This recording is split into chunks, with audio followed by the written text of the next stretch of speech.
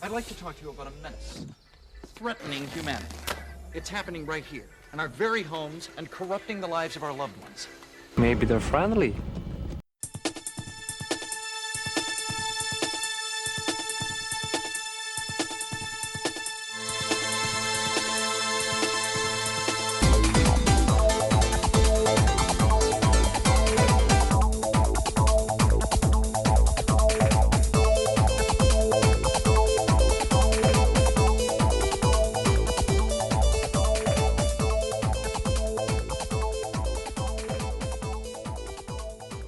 Hello and welcome to episode 11 of the Electronic Eggs podcast. We're back with a normalish sort of episode. We're going to talk about games that are stuck on the Wii, or as I like to call it, please release Wii. Like the song, please release Wii, let me go, 'cause I don't want to waggle anymore. That sort of thing. We're going to talk about that a bit later on. But first, I should introduce who's with me. Danny is not with me because he is stuck in Southend because there's been that horrible plane crash at Southend Airport. So loads of roads and stuff have been closed, so he can't get home just yet. So he's stuck in Southend. But joining me is Paul. Hello, I'm back again. Like the Renegade Master. Renegade I Master. can't think of the exact lyrics. Ill but there behaviour. We go. Very ill behaviour. But yeah. I'm looking forward to this. The Wii as a strange console because you just think there's so many good things about it, but then also so many bad, and a mixture of some really, really bad ones. But We'll get into that. I know. Sorry, yeah, I know. What have you been up to? Sorry, straight into it. That's all right. Let you go first. Well, I bought a Switch 2 recently, a Nintendo Switch 2, Oh yes. which I have been literally just playing that and that only recently. So I've been playing a lot of Mario Kart World, which I think is really good actually. Probably my favorite Mario Kart. I don't really like Mario Kart, but I really enjoy this one. It feels a lot more. I don't know. It's just nice. It's just really good. Yeah, it's got I like the track layouts and things. I was really dubious about it when I played it at the event a few months ago because I felt the tracks may be too wide. But actually, with all the different characters on screen, I've got 30 people. It really does make it a lot better and a lot more fun. It feels a lot more akin to, say, Sonic All-Star Racing Transformed in how it handles and everything. Now it's I'm really enjoying it, and I'm still maining Koopa Trooper, my boy. So That's it, yeah. For me, Yoshi every time. That's all I ever choose. Like I even can't going back stand to the Yoshi. original SNES release. I don't know why. It's just always like Yoshi. Well, to me, he's a tool. I don't consider him a character. I consider him a tool that I use to complete what I need to do in Super Mario World, and that is all he is to me. Sorry, Yoshi. Are you going to get Donkey Kong when it comes out? Yes, Banana, but whatever it's called, Banana Bonanza. Bonanza. God, I can't even speak.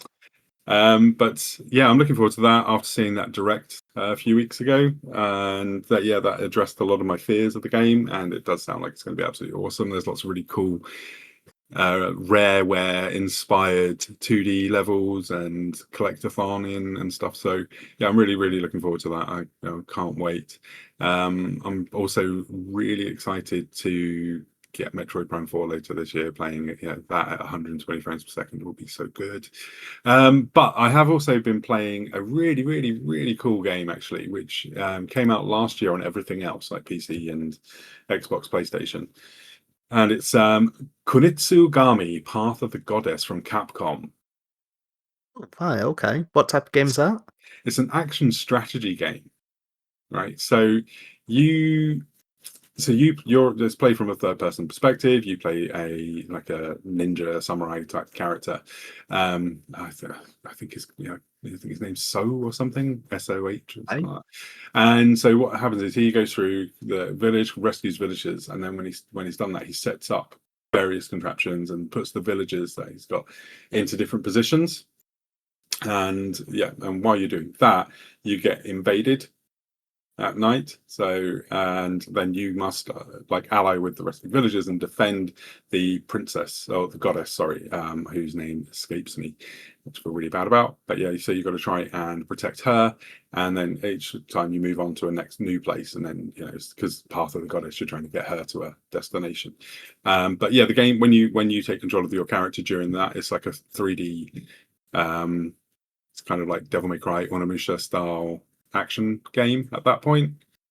So it's a strategy. You set people up in the right places with the right skills and the right contraptions and stuff. And then once nighttime hits, the village gets invaded and you have to defend it. But you can do your actions as well. So you can then go, oh god, they're in trouble over there. That defense is getting weak. I need to go and sort that out. It's brilliant. Absolutely brilliant. And I remember when I first saw it come out last year, I didn't play it, but I saw it and I thought, oh, that would be a perfect game to play on the go. We can just pick up and put it down. But yeah, it's absolutely brilliant. So if you've got like, if I think it's on Game Pass, but yeah, it's on PlayStation 4, PlayStation 5, PC, and yeah, Nintendo Switch 2 is where I feel it's really at home. Probably on Steam Deck as well, I guess, if you've got it on PC. But We yeah. don't talk about Game Pass because I think I'm the only, again, the on-running joke from the Maximum Power Up days. I think I'm the only person in the universe without it still. But I would Yeah. wholeheartedly recommend that to anyone who has a Switch 2 and is waiting for something to play on it. It is definitely the best game on Switch 2 at the minute as a native release for that system. I've also been replaying Breath of the Wild with its Switch 2 upgrade, and holy moly, that looks so much better. Like it It's never looks get into Zelda really, games at all. Not oh since mate. SNES. I know, This I one know, I know. is the best. It's so good, and it runs at a solid 60 as well, which is fantastic because the old one used to really chug, especially when you went to the Deku Tree area in the Lost Forest. But yeah, this one is just or Lost Wood. Sorry, got to get the name right. Otherwise, Zelda Sands will Well, come they after will me. come straight for you. Yeah, those stands, they're not happy people. Anyway, yeah, so I've been playing Breath of the Wild again, and it's re-cemented it as my favourite Zelda game, because I thought Tears of the Kingdom had overtaken it. I played that a couple of years ago. But playing Breath of the Wild again, I was like, oh no, actually, I don't miss much about Tears of the Kingdom, and I much prefer having this big open world without having to go up into the sky and go into the depths, which I did enjoy. But I really like the Divine Beasts. I didn't realize how much I liked them until I did them again recently. Right, Yeah, it's really really good. I absolutely love it, and I've also been playing Onimusha 2 on the Switch as well when I've been having a bit of downtime, as that's still an absolutely banging game from Capcom. And this just cements my thing, right? I honestly think there are only two big publishers left who are doing really good games, and that's Nintendo and Capcom. And they're the two publishers who are still willing to take risks as well. Like I was saying, look, with the Konitsugami Path of the Goddess. I mean, it's Well, a I action think strategy game. Yeah, Capcom is trying a lot more again now because obviously they they do are. their sort of showcases and things like that. So Yeah, obviously Nintendo do theirs as well, but obviously they make a big deal out of it, and it seems to be that Capcom have obviously got hit with Street Fighter and everything like that, and they know that Resident Evil's going to sell as well. So I suppose from their point of view, they've got so many pillars, as to put it, with like say 3 or 4 strong franchises that are going to sell no matter what. They can afford to go, well, tell you what, we're also going to do 3 or 4 risky or riskier ones, have a bit of a dabble. yeah. And maybe that's just it, I mean, obviously it's a company that's been around for donkeys. But they're still So I putting don't out know. quality, and that's what's really really good. If it Yeah, wasn't for, because like if it wasn't for Nintendo, Capcom, and indie games, I'm not. I don't know what I'd play. Yeah, Sony because only like put out a few first party games, yeah, and they're every not like as good one, as they maybe used two to a be year. either.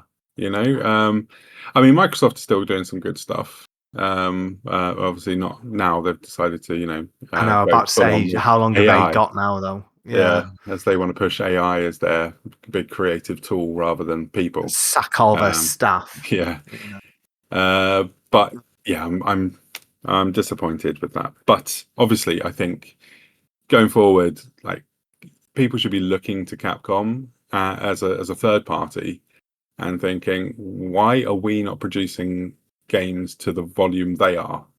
And because they're doing them at high quality as well, because we're getting we were getting a Resident Evil a year, and they're not Yeah, small yeah, undertakings, And okay, some of them are remakes, but they're not just like an upgrades version; they're literally remade. yeah. No, like from ground up. I Yeah, still hope Konami, sort of get going again one day. It's like I know we got the Suikoden remasters, and yeah. obviously We're also, I see their like, oh yeah, number 3 needs to come out, number 4 needs to come out. We want more and more remasters and everything. no But one I'd wants love it if Suikoden you actually before. did. No, I know. God, is that the one with lots and lots of boats? I seem I to think it remember. might be. Yeah, I don't like Oh number God, I four. remember getting that off Um, Play.com. But yeah, anyway, but Konami again, like Capcom, have got so many well-loved series from the Yeah, but past, they don't and have again, developers anymore, do they? I mean, I think a lot of their I stuff's don't being know. outsourced. Well, who's doing Silent Hill F? That might be them because Bloober Team are doing the Silent Hill 1 remake at the moment, aren't they? So, Okay, and I don't know who's developing Metal Gear Solid Delta Snake Eater. yeah, That might because be a that's new out quite soon internal as team. well.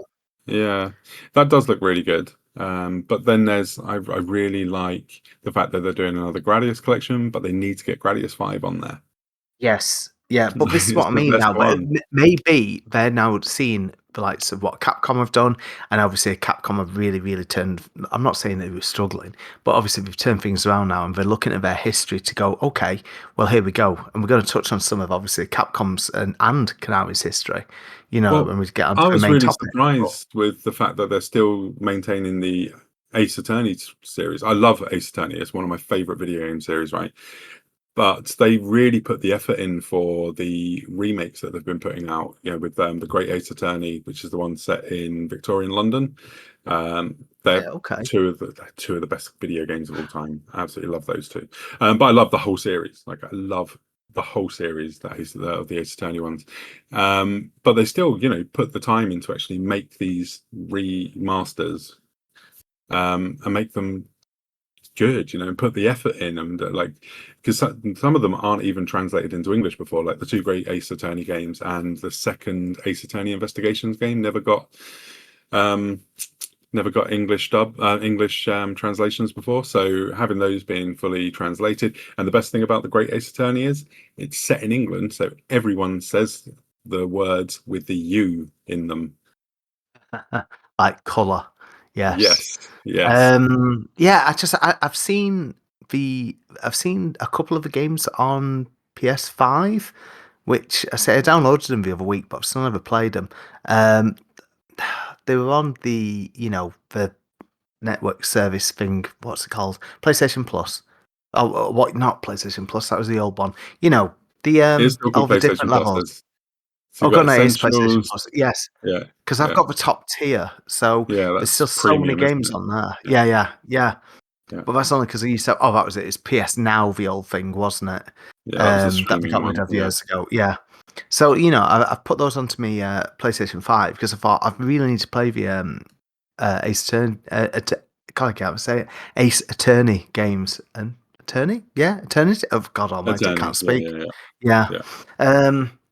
So yeah, it's just that's one franchise I feel like is missing from my game experience. Because I know how well loved they are. Yeah, You I know. mean, I'm gutted that I didn't know about them on the GBA because they only got a Japanese release, and then they re-released the first three on DS, and that's Yeah. where I fell in love with the series. Yeah, well, like I say, Um, because I had a DS, and that's the type of game that I used to love playing. But then, I don't know. I think I just stopped gaming for a bit. At least, on mobile, or you know what I mean, on the go. yeah, yeah. But yeah, I would thoroughly recommend the Ace Attorney series to anyone. It's a visual novel, really, but you are a defense attorney, and you've got to then try and prove your character's innocence against like a really badass prosecutor. You always start off against a prosecutor who's not very good, Yeah, and then you get on to the once you get into the second case, it's just you have to go up against someone who always catches you out as well, and you're like, oh. fucking hell, I worked really hard to figure that out. That Oh, and line. I've got to start it Um, all again. yeah, and then you're like, oh no, where do I go? It's great because then you go into like your case files and you start looking them up, and then you start thinking, oh, have I searched every bit of evidence? Like, have I properly seen everything on the evidence? And you go looking in, you're like, oh yeah, okay, where can I push this? Like, when can I present this in the argument? And it's brilliant, and they're so well written as well, and they're hilarious at times. But the Yeah, stories are usually really heartwarming as well, and they all lead. The great thing is though is that the cases all lead into each other. So even if you're doing one case and you move into another case, something will come up that was in the previous case. And they're so well done. But then the investigation ones, which star Miles Edgeworth, who's the prosecution attorney, you play as him, and you do a lot more yeah, I've seen investigation these work and stuff. And spin-offs. yeah, I really enjoyed the first one. I haven't played the second one yet because it obviously didn't get translated, but I do have it on Switch, so I will play that at some point. But yeah, that series is amazing. And see, they did Ghost Trick last year as well and brought that back. Was it last year or the year before? Whenever it was, 2 years ago maybe. But Yeah, and about Ghost Trick is definitely a couple of years back. yeah, Because you and mentioned this years ago, didn't you? I'm yeah, it sure you is. did. It is the like my absolute favorite DS game, probably in my top 10 games of all time. It's just a wonderful adventure. It's very point and click adventure style mixed with um, like a not visual novel style gameplay as well. But it's brilliant. So you're a ghost. You've just been murdered, and you've got to protect this girl to keep her alive and figure out why you were killed and that sort of stuff as well. But again, really well written. The puzzles are absolutely fantastic. The animation is the best animation I've ever seen in a video game. It's just gorgeous. But yeah, this is from Shu Takami, is the director of, or the writer of most of these things. I think he didn't do a couple of the Ace Attorney games, and they're the week or two as well. They came out on 3DS. And you can tell they're not from him because they're not quite as strong. Like the cases aren't as clever. Yeah, I think that's just it. I need to have an actual official ranking of the Ace Attorney. Oh, God Almighty, why can't I not even speak? We'll say the series. Same with things like Phoenix Wright as well. I just want a ranking of I play might this and do. this and this. I think what I should do is do a electronic extra podcast on this and do a proper ranking of the Ace Attorney series There we because I go. need to properly play them again so I can really rate them. Because And maybe then I could play some of these for the first time. yeah, Anyway, you heard it Anyway, here, possibly first. Let's have you move been on. playing Otherwise, anything? playing not really. I'm just trying to catch up on TV shows. So like the new series of Dexter began. So I've been watching that, even though there's only 2 episodes so far. I have been away on my magazine jollies down to Bath for an unofficial 40th celebration of future publishing. So it was basically put together by one of the old head honchos who worked there up until about 2003, 2004. It was like quite an early member of staff. So you have the likes of Gary Penn there. You had who else? Jonathan Davis from Superplay and Amiga Power. Jez Bridgman from Superplay. So we talk about that quite a bit. Oh God, who What else? about Jarrett? Yes, Steve Jarrett was there. Yeah, and then who else was there? Stu Campbell, who I met for the first time in person. And who else? The list just goes on and on and on. Honestly, I'm it's imagining just like Frankie Connor wasn't there, was he? no, sadly not. He was aiming to go over, but then something cropped up where he had to cancel his flight. Sadly, which would have He's been still at amazing. Microsoft, isn't he? Yes. Yeah, he's done a lot in his career. But yeah, so like I said, there was a lot, and thing as well. Why can't I think what it's called? Who That's the Gadget. Rich Pelly was there as well, and he's only a few years older than me because he started doing tips pages for Zero back when he was like 14, 15. Oh wow! So He had Yeah, your had a dream few job. drinks afterwards. Oh, he really, really did, and there Yeah. he is. Yeah, and it was just great seeing everyone Although that again, would and require you to play games to Oh, take I it. know. To actually, yeah, play them well as well. But no, it was good. Seeing some people I met before, meeting people for the first time, people commenting on the Amiga Addict and Pixel Addict work that they're aware of what I do. So yeah, it was almost like living my dream in a way. But Nice. yeah, that's just like not left much time for games because I've been doing bits of magazine work as well. But yeah, I've got a bit of time off in August, so we're almost there. And I'm obviously going play down Football to Manager. yeah, I'm going down to Bath in 2 weeks. Ooh, that'd be And I've got nice. What are yeah, you gonna do? I've got a modelling job there. Excellent. I think you should go and Mhm. do it outside the old Super Play offices like I did with everything and just Well, take pictures of yourself I'm pretty sure that the client will be telling me using where the I've got to do it. location. Yeah, I using the know. location and stuff. Yeah, Yeah. it's really annoying What because you I don't can't know cut. is I've actually hired you and you are having those pictures outside I fucking Future Publishing. knew it. You know. Why I it's know. We've just a why the copy price of is so crap. yeah. And instead of Razzle, It's it's really like annoying, right? Mega. Because I've got my hair's getting really long at the minute because I can't cut it until I go on this shoot because they have to do my hair how they want it. Ah, So it's yes. like, oh, I can't But even you'll cut have my to have a hair. hair It's so versus hair long. wrestling match. Yeah, yours might be a little There bit you longer, go. but mine is getting long for me at the minute. Oh no, So yours yeah, will it's be very longer than annoying. mine. Hair Um, that is. Anyway, uh, sorry. not the length, mate. It's what you do with it. I know.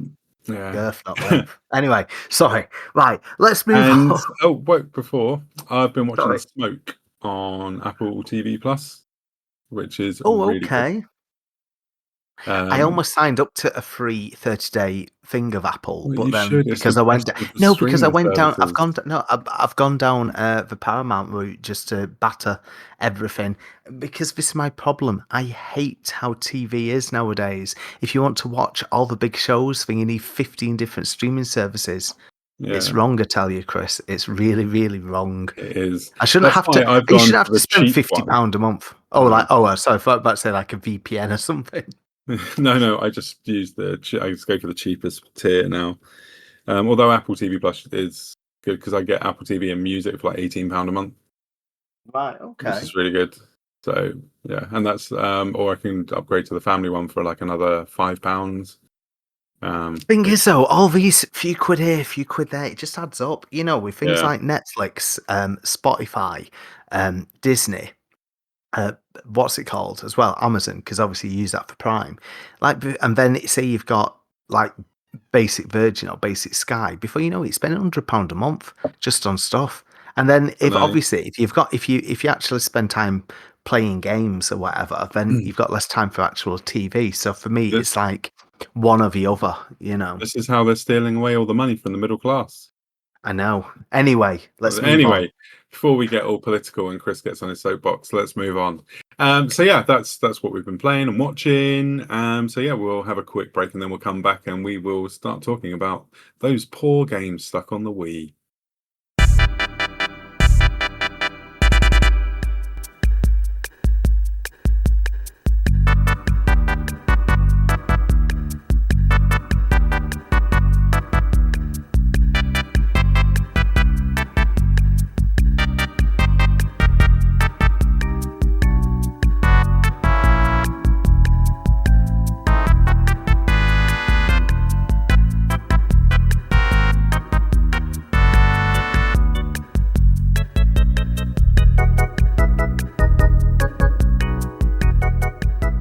Hello, welcome back. We are now going to we. Do you get it with a W and an II? We're going to talk about Nintendo's little box of wonder that came out in 2006, and yeah, it was a fun system, but I would say it was kind of a cursed system.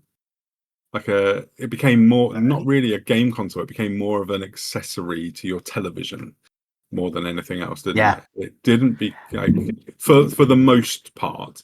Obviously it was for like we're going to go into. There are actually some absolute banging games on the Wii. A lot of them have moved off of the console and gone onto other systems and stuff, so they are available to play. But the Wii has an incredibly large dearth of games that you just cannot play anywhere else.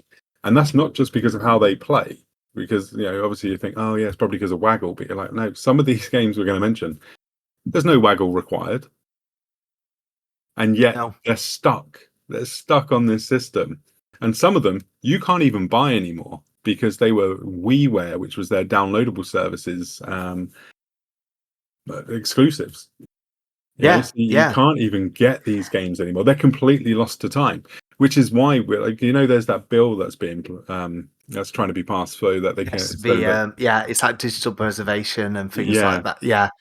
Yeah, I think the government are starting to take gaming a little bit more seriously. But the last week, this is relevant.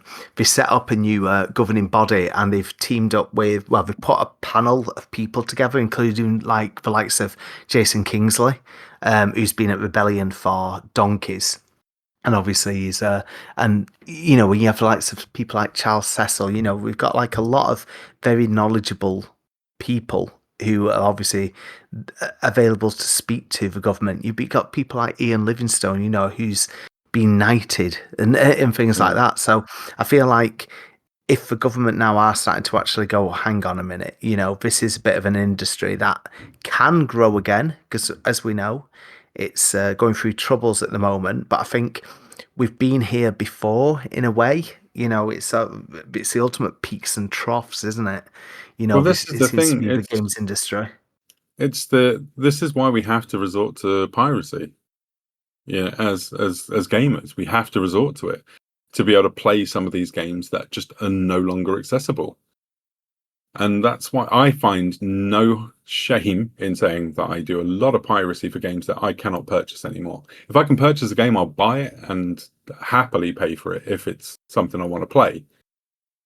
But if I can't give that money to anyone, I'm going to have to pirate it so I can play it. Do you know? And it's a horrible way of doing things. But I can't do it any other way, so I have to go down the piracy route to be able to play some games that you just cannot buy. I mean, that's before you even get into things like iPhone and Android, where some games have been delisted. You cannot play them anymore. Do you remember like the thing when the guy took Flappy Bird off of the App Store? Yeah, and people were selling the Their system with iPhones Flappy Bird installed. But anyway, thank you for your final statement there, Mr. Smith. 14 years for game piracy. I know, right? If That this was is the you sound of a hammer.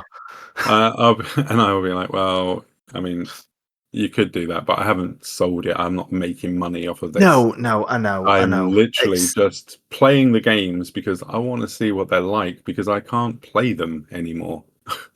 I think that's a big thing though as well, because the other thing is it's for the game makers as well. I mean, like obviously I've got quite a few people now I'm friends with who work in the games industry, and they're like, I used to. And I always say to them, no, but that's just it. Yeah, you used to. And then you go, well, what's happening to your work? It's like, well, say when you were applying for a job or something like that, it'd be like, right, what's your experience? Well, I've got this and this and this. Have you actually got proof of this now? No, it's disappeared.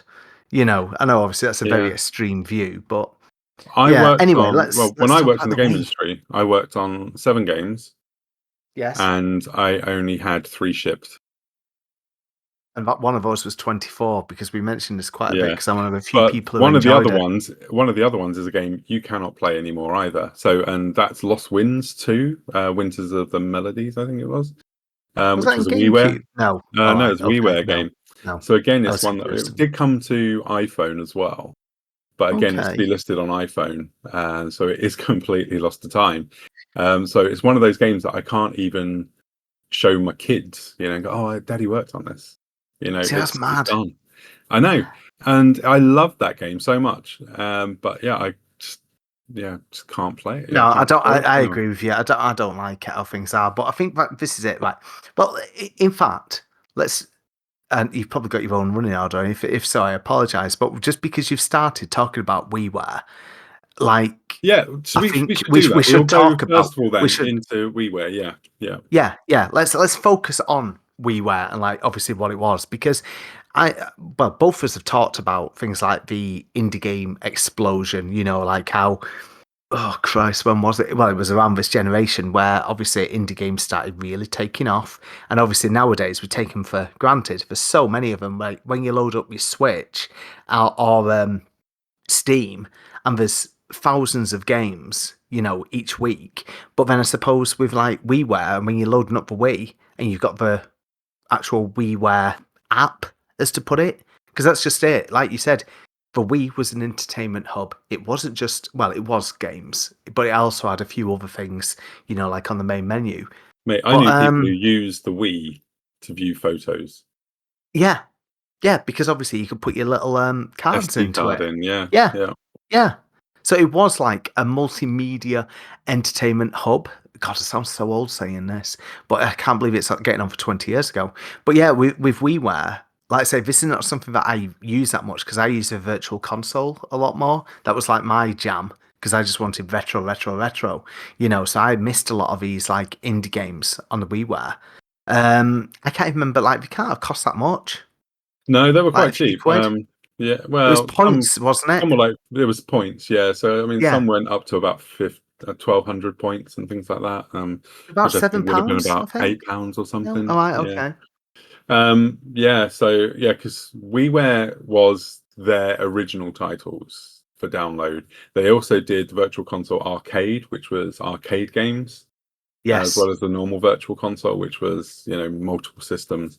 And yeah, I mean that was the thing. Even when that was a viable platform for them, games were still getting pulled from that. I remember when Teenage Mutant Ninja Turtles came out on it, the NES version, Yeah. and it didn't last very long on the service. And it also came out at like I think it was like six or 800, between 600 and 800 points, I think, and that was more expensive than a standard NES game.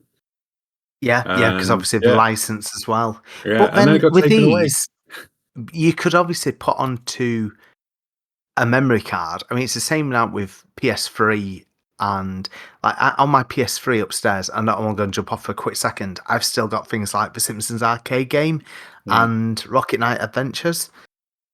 A game that came out about 2010, 2011, a Rocket Knight, Yeah.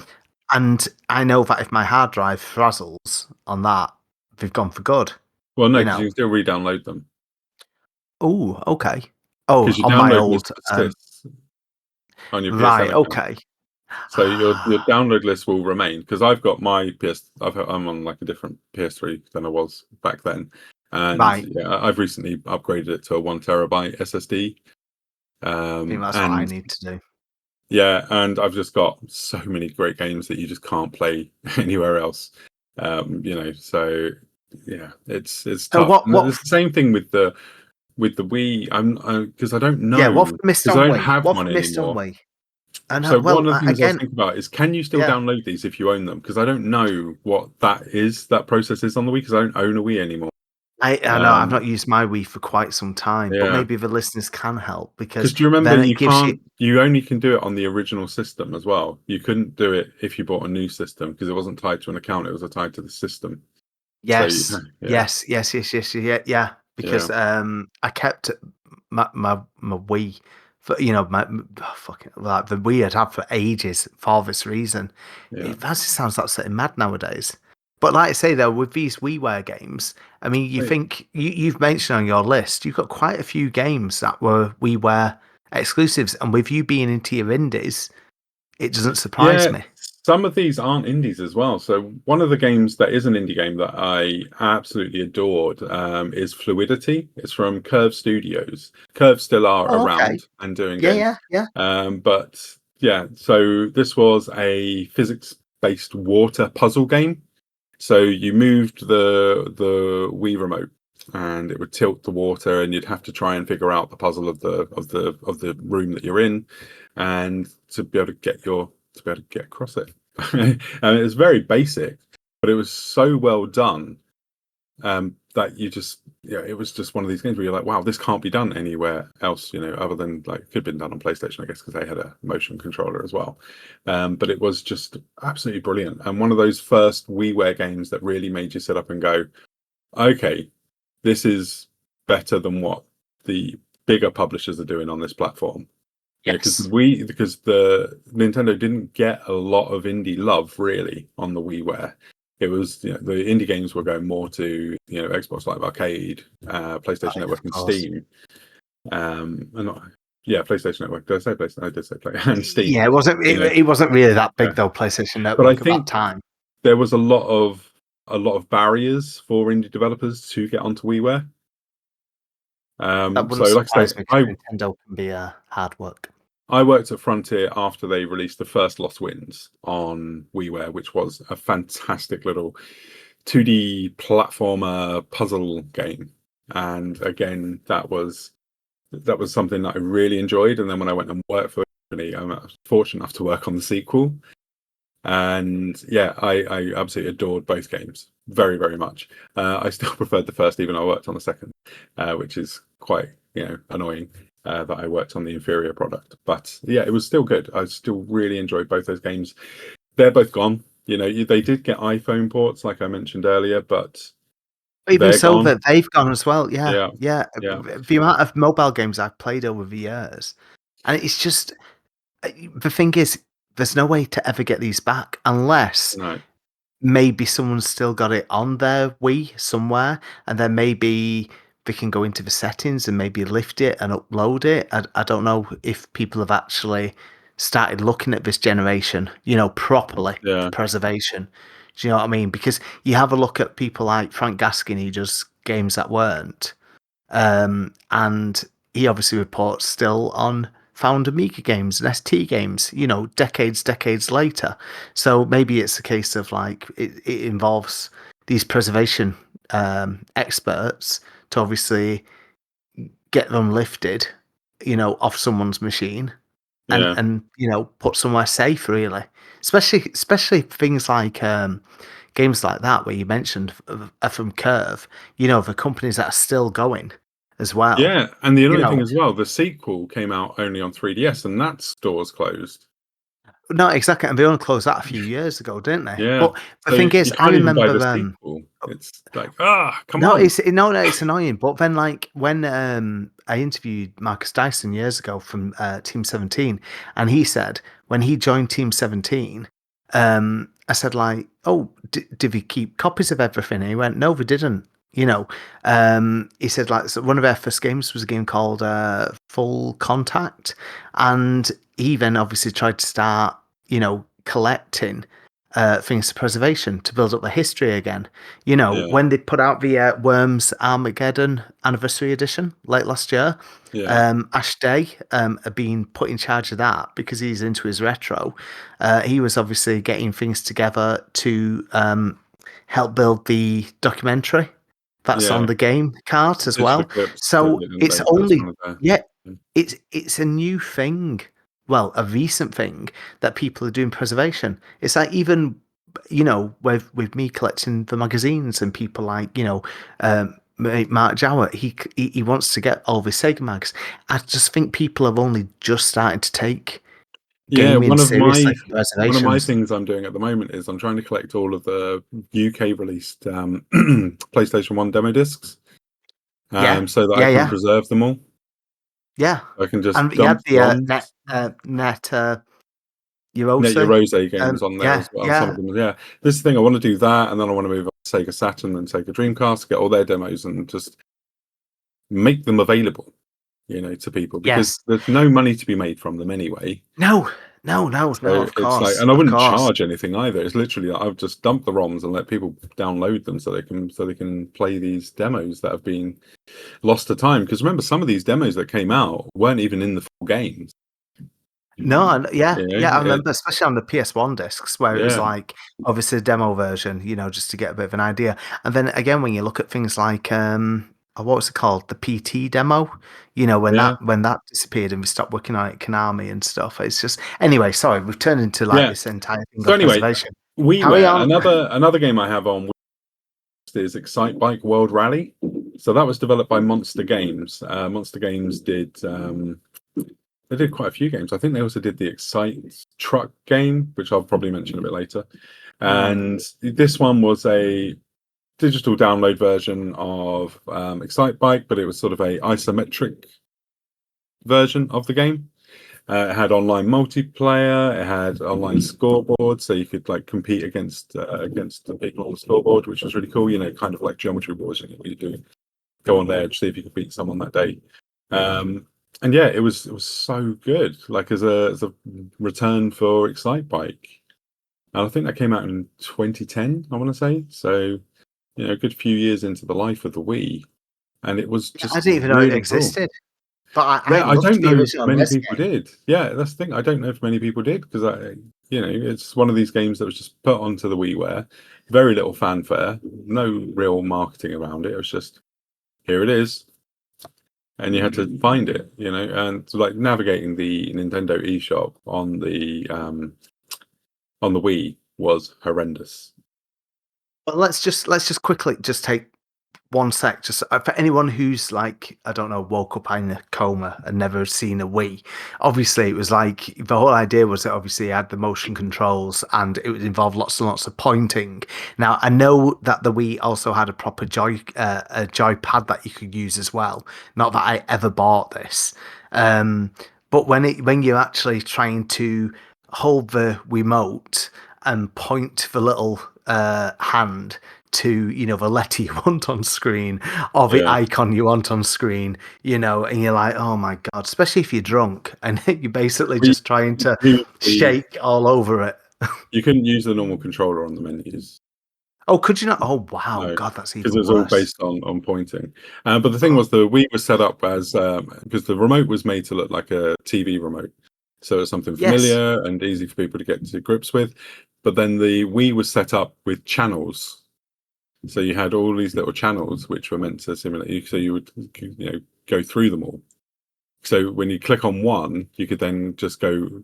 You could then do the left to or right to go to the next channel, right to the next channel, right to the next channel, rather than like having to go hover over each one on the list. It was just like yeah, meant to simulate that whole TV experience yeah, flick through for in a way that channels. made it really easy for people to be able to use who are familiar with televisions that like, even your grandma would be able to use a Wii, you know, and that's why it's set up that way. So, and every game came as a channel as well, so you'd have them all, and they would be part of that channel.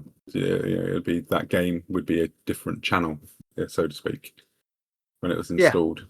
It was cool, but it was cumbersome to navigate through the eShop. I don't even know if it was called the eShop then. I think it was just called it was like just probably, I Nintendo think it Shop was or just something. like the Wii Shop or something like that. Well, you Yeah.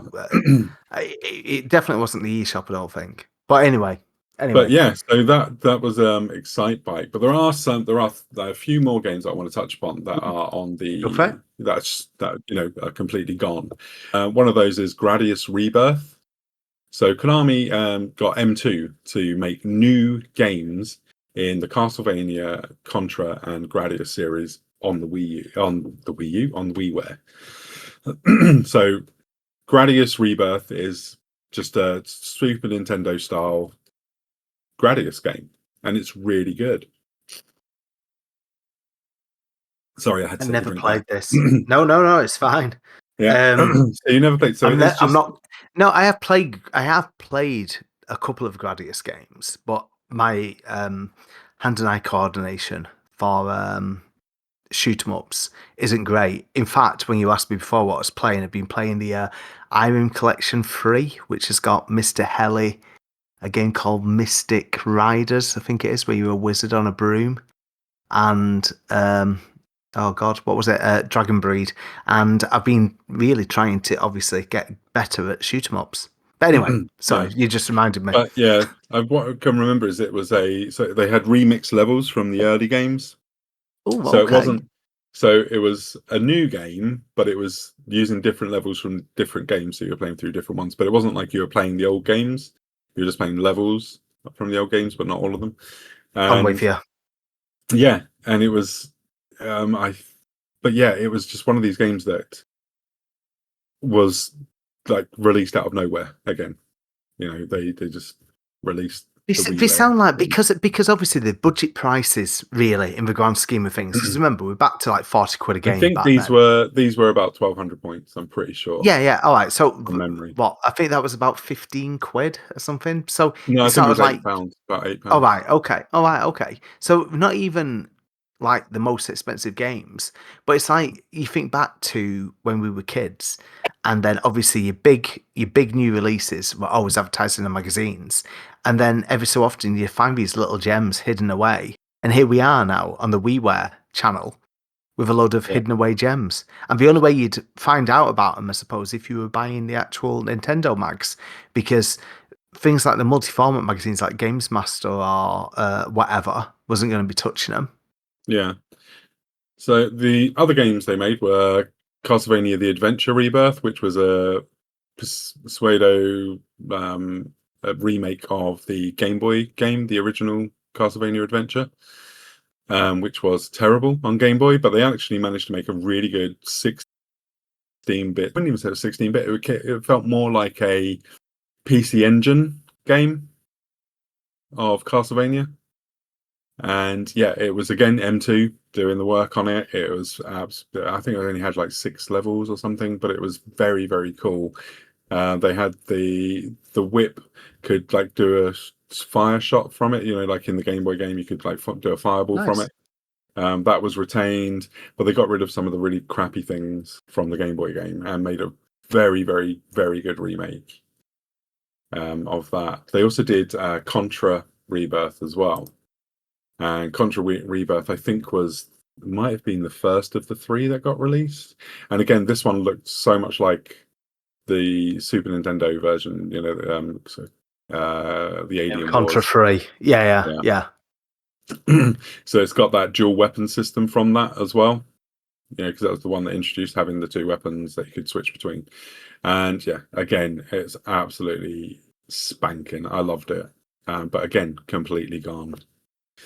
But there were some others that I'll touch on. I don't really want to go too much into it, but there were the Final Fantasy Crystal Chronicle games. There was My Life as a Dark Lord, My Life as a King were the 2. They were based off of the Crystal Chronicles, the Crystal Bearers, that series that came to Wii.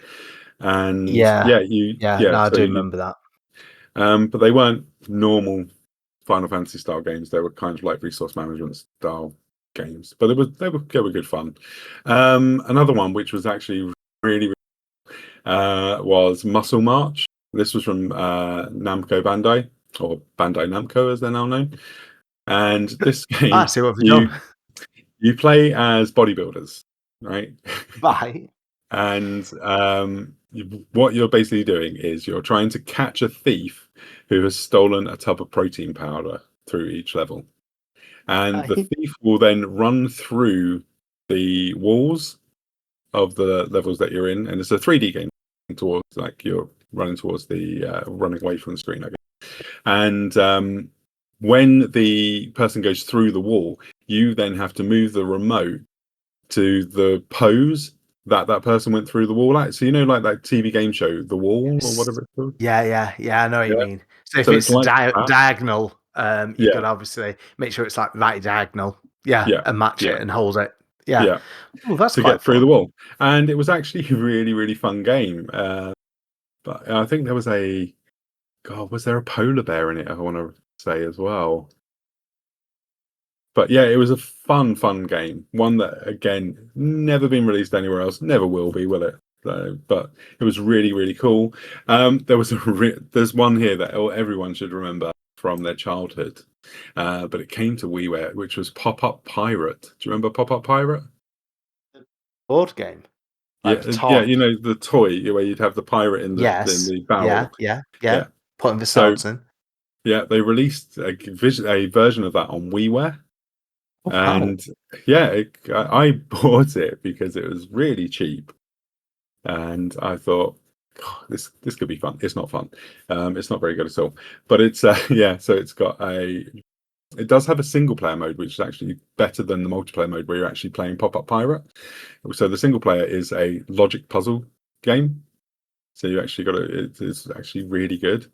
But the multiplayer, which is the bit where you think was the stronger part of the game, is absolutely shite and not much fun at all, because the remote is not precise enough for it.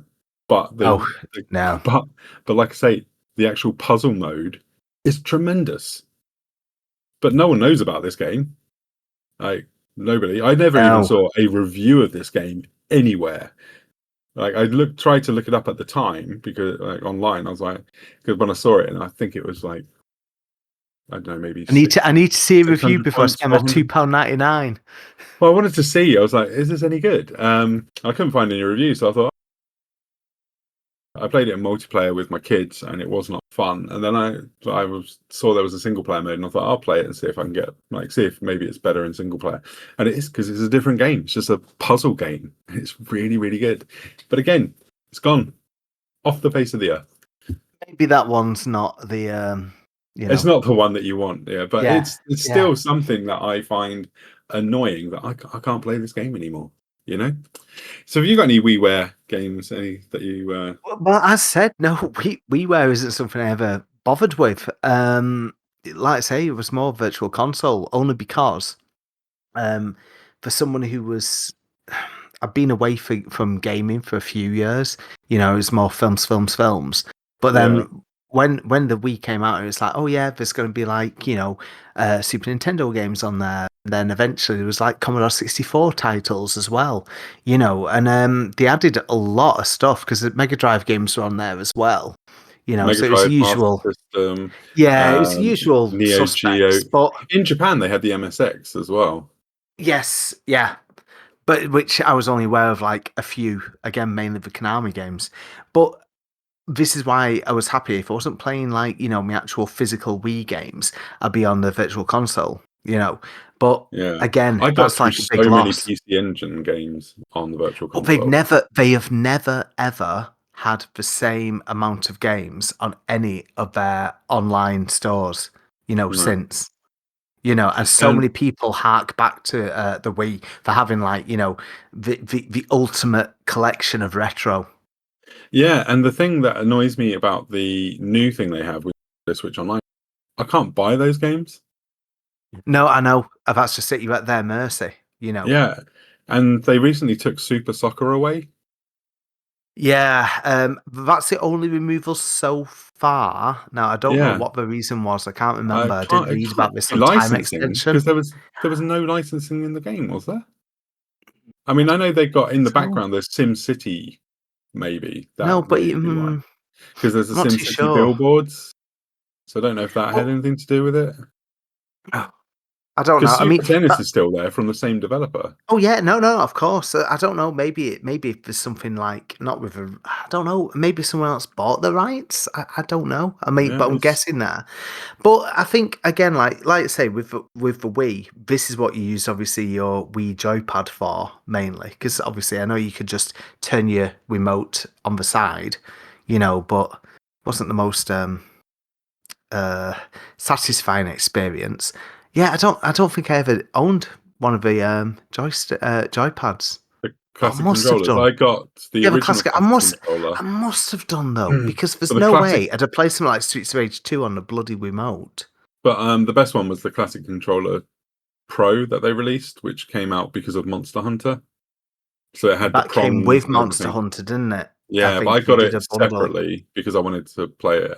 Because a lot of games that supported the classic controller suddenly became really good with the classic controller Pro. You're like, oh, this is Yeah, great. Now I can actually play this properly. Because the Pro controller, the original one, was pretty much the same dimensions as a SNES pad, so it was quite small.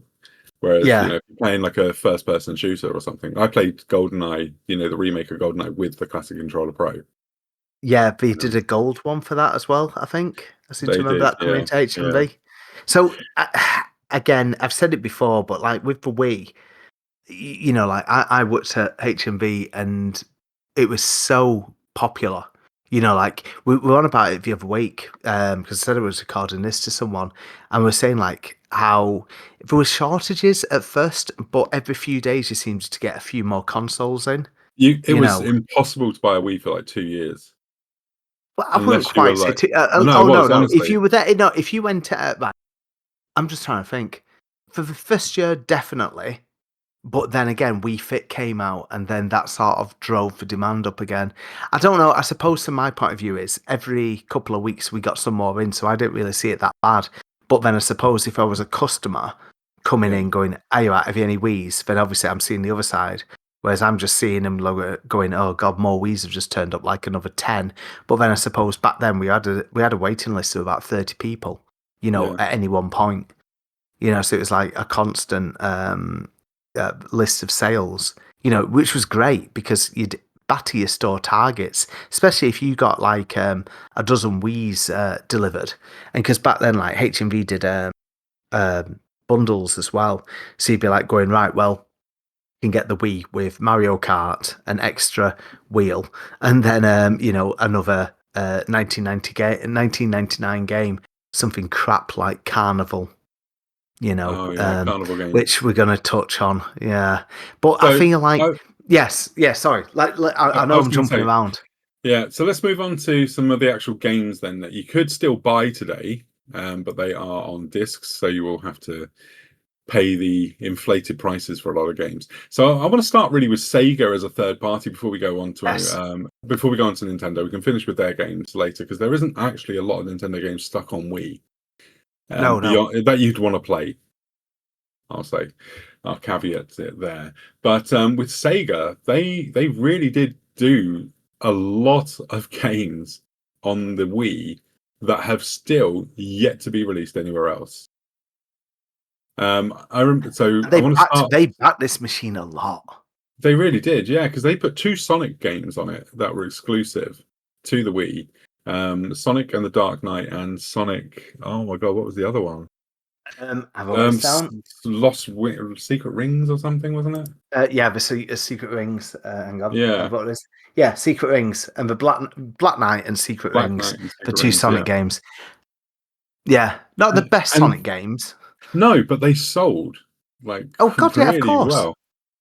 But then Remember, they this did, console has got something for everyone. Everyone yeah. is catered for. So the biggest heartache for me though on the Wii was the sequel to Nights into Dreams, which was Night's Journey of Dreams. Yeah, this was a bit crap. I could not be more excited about a video game announcement than I was when I saw that in an issue of Gamer. Yes. I was just Yeah. like, holy crap. A new Knights? Oh my god. And there's Big Ben in the background. Holy shit. And It's it's well over a decade. awful. It's almost 15 years. Well, getting on 15 years after the Saturn game. Yeah. Well, maybe And about no, 13. I think it was 12 years, wasn't it? Because it came out in Oh, 2008 and right, hang Knights on. was 1996. 90s. Yeah, sorry, my bad Yeah. maths there. All right, over a decade. And But yeah, yeah, it's crap. it is so I crap. The bought it and took it music isn't back. even, because the music of the first one is insanely good. They got that wrong. They got the movement of Knights wrong as well. It just didn't feel right. It was a bit better when you used the Pro controller. Well, not the Yeah, Pro controller, the yeah, classic controller, because the Pro controller wasn't out then, but the classic controller. But when you try to use the Wii remote to draw his circles and or her circles in the sky, yeah. it was just impossible. It never worked. It was shite. As soon as you used the classic controller, it became better, but the game really didn't feel like it was built around that. It was, yeah. So it wasn't fun. It was a really poor game. Had it stuck on the Wii, because it deserves it to be stuck on the Wii Sports machine. But yeah, it's so bad. But I You really can get it for was, next to nothing. yeah, I was so excited for that as well. Like, there was no other game in 2000 or 2007, whenever, that I coveted Oh, more than that. well, there you go. It's £3 in CEX. There we go. If you want £3. to experience bitter disappointment, play Knight's Journey of Dreams. And I that's me, did. who's not a massive fan of the first one. Well, I've played the first one a bit more now. Um, the original Saturn game. Yeah. But yeah, that Wii one is not good at all. No. Because again, as soon as it came out, I bought that first day because I was like, "Oh my god, I hear nothing but good things. So this is going to be amazing." And then it was a case of, "I'm just bringing this back the next day." Yeah, I did sell mine quite quickly after buying it. I think I sold it on a Oh, forum. But yeah, so they also did some. They also did a lot of arcade conversions. Which never went anywhere else either. Only on Wii, which yes, is mad. So the biggest one I think we should talk about is Ghost Squad. yes, yes, yes, yes, So yes, yes, yes, Ghost yes. Squad A is great light gun game. an incredible light gun game. It's from AM2 as well, so Sega's premier arcade developer at the time. And I mean, when was it released in the arcade? Like 2004, wasn't it? It was quite a late arcade game. Yeah, it's quite yeah, because Um, I didn't see it in arcades because we were none near me. Even like I've seen it up in Scarborough. I think I saw it. I was like, oh my god, Ghost Squad in arcade. 50p a go. I was like, no way. yeah, it's but yeah, the Wii port was absolutely tremendous. And you could just like play it in 2-player, just like you're in the arcade. You had the Yeah, Zapper, if you yeah. bought the Wii Zapper, you could use that as well. And it was just unbelievable how you could play this awesome arcade game at home again. It's like the second coming of Dreamcast when that came out. It was like, It really, really God, was. I think that's yeah, just it because I feel like this was Sega's last time. Like, obviously with the original Xbox, Sega brought out some really good games on original Xbox. And it had that sort of Dreamcast feel. And then, like you just said, they were still bringing a really good mixture of games to the Wii. And obviously, they were not just going for, all right, here we go, it's the same sort. It's another Sonic game or whatever. They'd be looking at things like the conversions as well, because there's like a Monkey Ball game as well. yeah. So they're bringing things over. Step and Roll, which was released Yeah, for the Wii Fit Balance board. that's the one. Yeah, But I mean, like I you was going to mentioned the mention that. Zapper. Yeah, Well, with the Zapper, right? I mean, I remember getting mine. I bought Link's crossbow training because it was cheap, just to get this attachment, which really is just a piece of plastic tat. But yeah. for certain games, it Like made the it look Resident a Evil lot Dark Side better. Chronicles. Yes, Yeah, yeah, and obviously Ghost Squad, and again Ghost the Squad. House of the Dead games as well. Us Which Dead 2 and we 3 did a few of returned, but those. they did come to I PS3 know, as we well. did. Sorry So, about that, but I'm just saying, just the fact that there were quite a few light gun games, so it was worth getting this Zapper attachment. yeah. But yeah, But Ghost they are Squad stuck again. on that generation. Oh yeah, yeah. I mean, you're going now. You're So going back you can't 15 play House years. of Dead 2 and 3 anywhere now. But yeah, they also did Gunblade New York, and See, then I've never played this. but they did a double pack. So they also did it with LA Machine Guns as well, which Okay. again they're not Ghost Squad. Let's just caveat it by saying they're not as good as Ghost Squad. In fact, they are nowhere near as good as Ghost Squad there.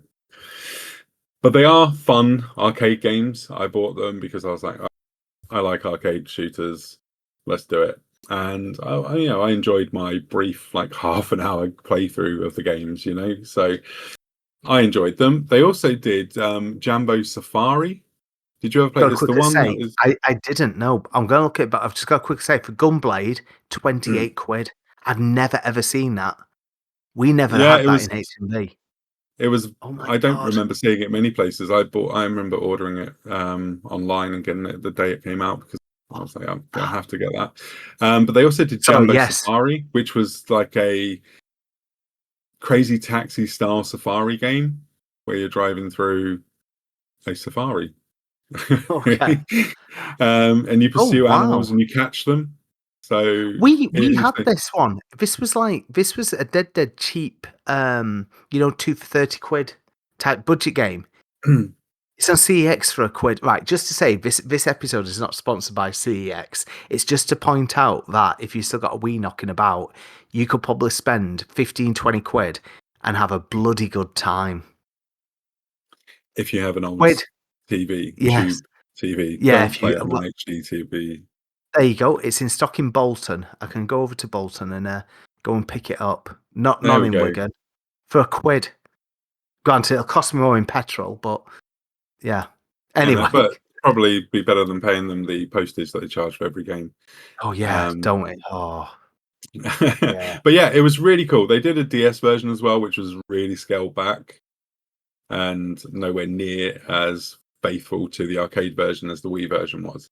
But I enjoyed it. It's a decent game. I liked it in the arcade, and I thought, yeah, I'm gonna play it on the Wii. It was decent That's enough. tempting.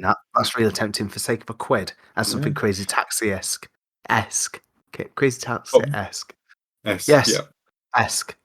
God, One I of can't speak the tonight. But one of the really big games that Sega did was they published Platinum Games first big game, and that was Mad World, Yes.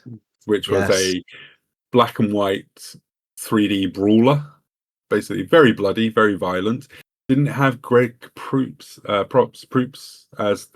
one of the voice, like, because they had the commentators Yeah, I mean, doing it it. was rated 18s as well. I remember seeing Yeah, this on not a press trip, but like a HMV trip because I worked in the games department, and they went, "Oh yeah, Sega have got a stall, so we're going to show off some of the new games." And I was like, going, "Wow, this looks fantastic," because it looks so different. Some like I'd not really seen anything like this before. yeah. And I think it was really good, and I think it sold pretty well. It was really, really, really inspired by Sin City, Frank Miller's comic. We sold a lot of this because Yeah, it also was showing that it wasn't just for kids. The console, because people saw your Mario's, then we saw things like you just mentioned, the Jambo Safari and stuff, with its cuddly characters and cartoony characters, and then you got Mad World, black and white cover, a guy with a massive sword covered in blood. And yeah, again, you can get this one cheap as anything now. yeah. A I few mean, quid. A few it was quid. really good. I mean, it was so good. Um, I mean, it wasn't as massively taxing. Like, the combat wasn't anything to write home about, but it was a fun game. But do you know, one of the really shocking things about this game is that one What? of the writers is Yasumi Matsuno, who was the writer behind Final Fantasy 12, Final Fantasy Tactics, Tactics Ogre. Oh, So okay. this guy who, and also a side note on him, he liked to do things that had Queen references. So, like, Tactics Ogre let us cling together. There was the March of the Red Queen, and all the girls in it were fat bottomed, because it was a reference to Queen. Yes. He was a massive Queen fan, so that's why there's lots of Queen references inside his games.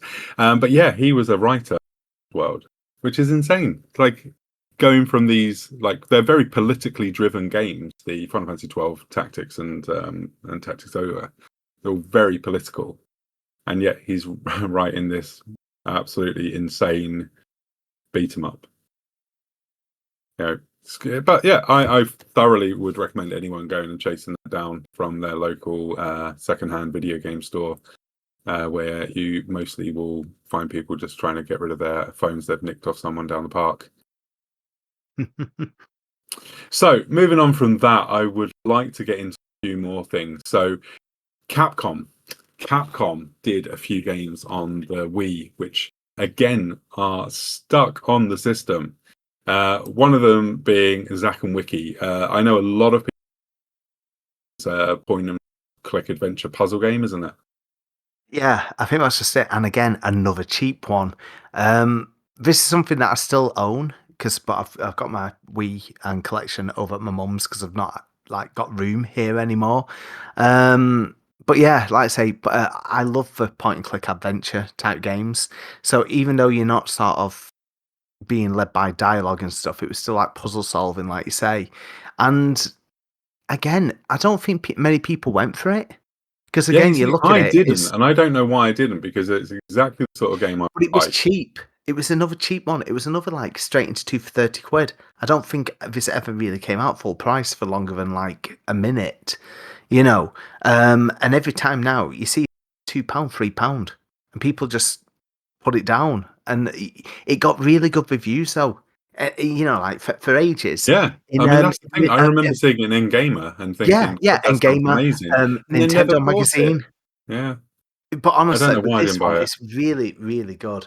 But again, it's been a very long time since I That's played it, one, properly. because I told Diana, my partner, I was going to do an episode on games stuck on Wii, and she was like, "I'm pretty sure we've got a Wii in the attic, so I might see if I can get it You'll get it for down honestly. Do and yourself. Oh get no, it." because you've got to do the single postage now. Because I remember I went on a CEX spree and I spent 20 quid, on a few games. And then I was like, oh, brilliant. Like £3 postage for 10 games, coming through the post or whatever. And I miss those days. But yeah, Zack and Wiki, well worth getting. And again, Ghost Squad. See, for a fiver on those two games. Treat yourself to Mad World as well, and you still got change from a tenner. Yeah, I mean it's really cool. That's Another game, insane. Capcom also published a golf game called We Love Golf, and that was developed by Camelot Software Planning. You know, the developers of the Mario Golf series. Yes. Yeah, so this was a actual golf game where you swung the remote, but it was so much more in depth than Wii Golf that came, with the system. It was absolutely fantastic. Loads of courses.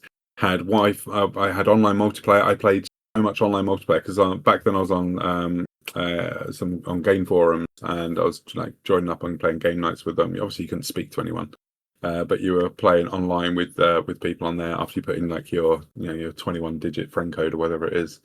But yeah, this was released in 2008, and it's absolutely brilliant. It's the best golf game on Wii, bar none. It feels very much like Everybody's Golf, that series. Yeah, which Which of is the PlayStation ones, yeah. yeah, which is one of my absolute favorite golf series, and We Love Golf follows that very well, but it does it with the remote, and it's so good. Like in terms of accuracy and things like that, much better than golf that came with the system. But it also had you could use me as an avatar to play as. You could then also unlock characters from Ace Attorney, Darkstalkers, Ghosts and Goblins, Wow. Resident Evil, Street Fighter, and Zack and Wiki had a character. I never bothered with this. I'm just looking at it now going, I remember this. And again, this went dead cheap on CX, a pound. A A pound. pound for the best golf game on Wii. And if There you've we got a go. copy of it at home and you Yeah, don't want it anymore, you can trade it in for 10p cash or just send it to Chris. Although it yeah, would cost you more to send it. it would, but it's absolutely wonderful. I can't I recommend this do game remember enough. that. Christ, no, I Yeah. never bothered because I'm not mad on my sports games. But if it's a bit more of a cartoony one and a bit more Oh, fun, it's not like Tiger Woods, yeah. That's for me. If there was a Tiger Woods game, well, there was a Tiger Woods game on. I was not interested in playing those games, but give me something that's like Everybody's Golf, and I'll play it. Yeah, yeah. And this is like Everybody's Golf, but it's very similar to the Mario Golf series as well, and it's better than any Mario Golf that's come out since the N64. So yeah, absolutely brilliant game. But lastly, from Capcom, that they did was the absolutely amazing cross-fighting game Tetsunoko versus Capcom Ultimate All Stars.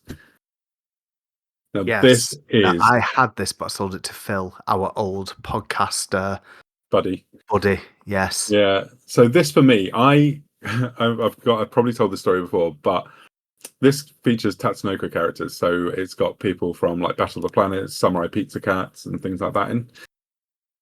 Now, I got into Battle of the Planets so hard when I was a kid because we bought that big box of Betamax cassettes, which my dad paid 20 Betamax quid for. chat Like, with Chris. yeah. And we had every episode of the English version of Battle of the Planets on Betamax. They didn't have the covers; they were all in those ex-rental cover things. My God, I loved that show so much. And then It when I was actually saw, quite cool. yeah, and then when I saw the characters on the box of Tatsunoko versus Capcom, I was like, I have to have this. And Ace Attorney's, Phoenix Wright from Ace Attorney's also in this, so I'm buying this. Like, it's got everything I love in one game. And it is just a fantastic versus Capcom game. There was no Marvel versus Capcom at the time, and the big consoles you find 3, but on the Wii, they got the better game, Tatsunoko versus Capcom. This is still one that I would absolutely play to this day. If they would just release it on everything else, I would play it happily daily. Like, it's not on any of their fighting game collections Oh no, about to say recently. that. It's And almost it's like like, they've just ignored it. I know. It's like, I think oh it's my a God, this is your best licensing. one. Yeah, No, it's no, like, but do this you is think your that's best. just it? Yeah, That it must be. Tatsunoko are going, no, I don't want it. But I'm sure, I'm 90% positive he either bought out a joypad themed like this, or like a big arcade stick. I'm sure there was a big arcade stick Yeah, for it. probably. It's gonna bug me now though. But like the big chunky fight sticks and stuff like that. But yeah, I do regret getting rid of. I mean, it doesn't say, I've just looked now. I thought it was like a 30 odd pound game, but no, it's still around the £20 mark.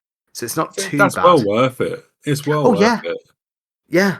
Because, like I say, it is the best fighting game on Wii, bar none. But it's also probably my favorite fighting game from that generation. You know, it's just absolutely brilliant. It's got so many great characters, and obviously you've got to know who people are from, like the Science Ninja Team, you know, and Battle of the Planets, which is Battle of Yes. the Planets, Yeah. but we know it as Battle of the Planets. Sorry. I've just seen the arcade fight stick for Wii for about 60 quid. And I'm looking at it going, oh my God, it looks amazing. I had it. Yeah. I can't believe I didn't keep it. Oh my Um, God. The but yeah, I artwork on love it. it. Oh, it's beautiful. It's It's beautiful. and no, I Absolutely know. I beautiful. do regret. I don't regret getting Yeah. rid of that many retro games, but that is one of them. Did you ever play the mini game in it? That's like from Lost Planet. It's like a No, top-down shooter. no, no. Oh Lost man, Planet, it's so the good. Capcom game, Lost Planet on Yeah, yeah, yeah. yeah. No, I didn't. Yeah, there's a top-down mini game in it. It's really cool. Like really, really cool. It's like, oh my god, this is the best fighting game. I love it. Yeah, so that's it for Capcom. So I thought we should probably also touch upon Ubisoft's I support was about in to say, let's say Ubisoft because they were a big deal. Ubisoft. Yeah. Ubisoft, a big one for the Wii. Yeah, yeah. So they did one of the big, was it a launch game? It was, wasn't it? A launch game was Red Steel. Yes, Now yeah. this was Which the got game that they really showed off a lot in their advertising for the Wii. Yeah, Nintendo because of themselves. obviously it would be motion controls and everything, and obviously you were you were like a Yakuza, weren't you? And it Yeah, was a case yeah, of like, yeah. oh yeah, hold the nunchuck and the remote, and they like your katanas, And your and gun. Yeah, so you had your yeah, gun in one hand, which was your nunchuck. So you had yes, the control there with yeah, the because buttons, you and then trigger you'd on use it. the katana. But you use the katana to like block bullets and things like that as well. So you have to be really quick with it, but it wasn't precise enough. But it was. I thought it was okay. It I wasn't thought it like the played like second shit. coming. I thought it I was thought it okay. played like shit. Honestly, I again, I traded that in. I didn't return it as a, oh, this game doesn't work. I did trade that in within about 3 days because I got that with me Wii. I was that excited because I saw all the adverts and everything, and this is going to show off what the Wii does, and I just went, fucking hell, this is absolute dog shit.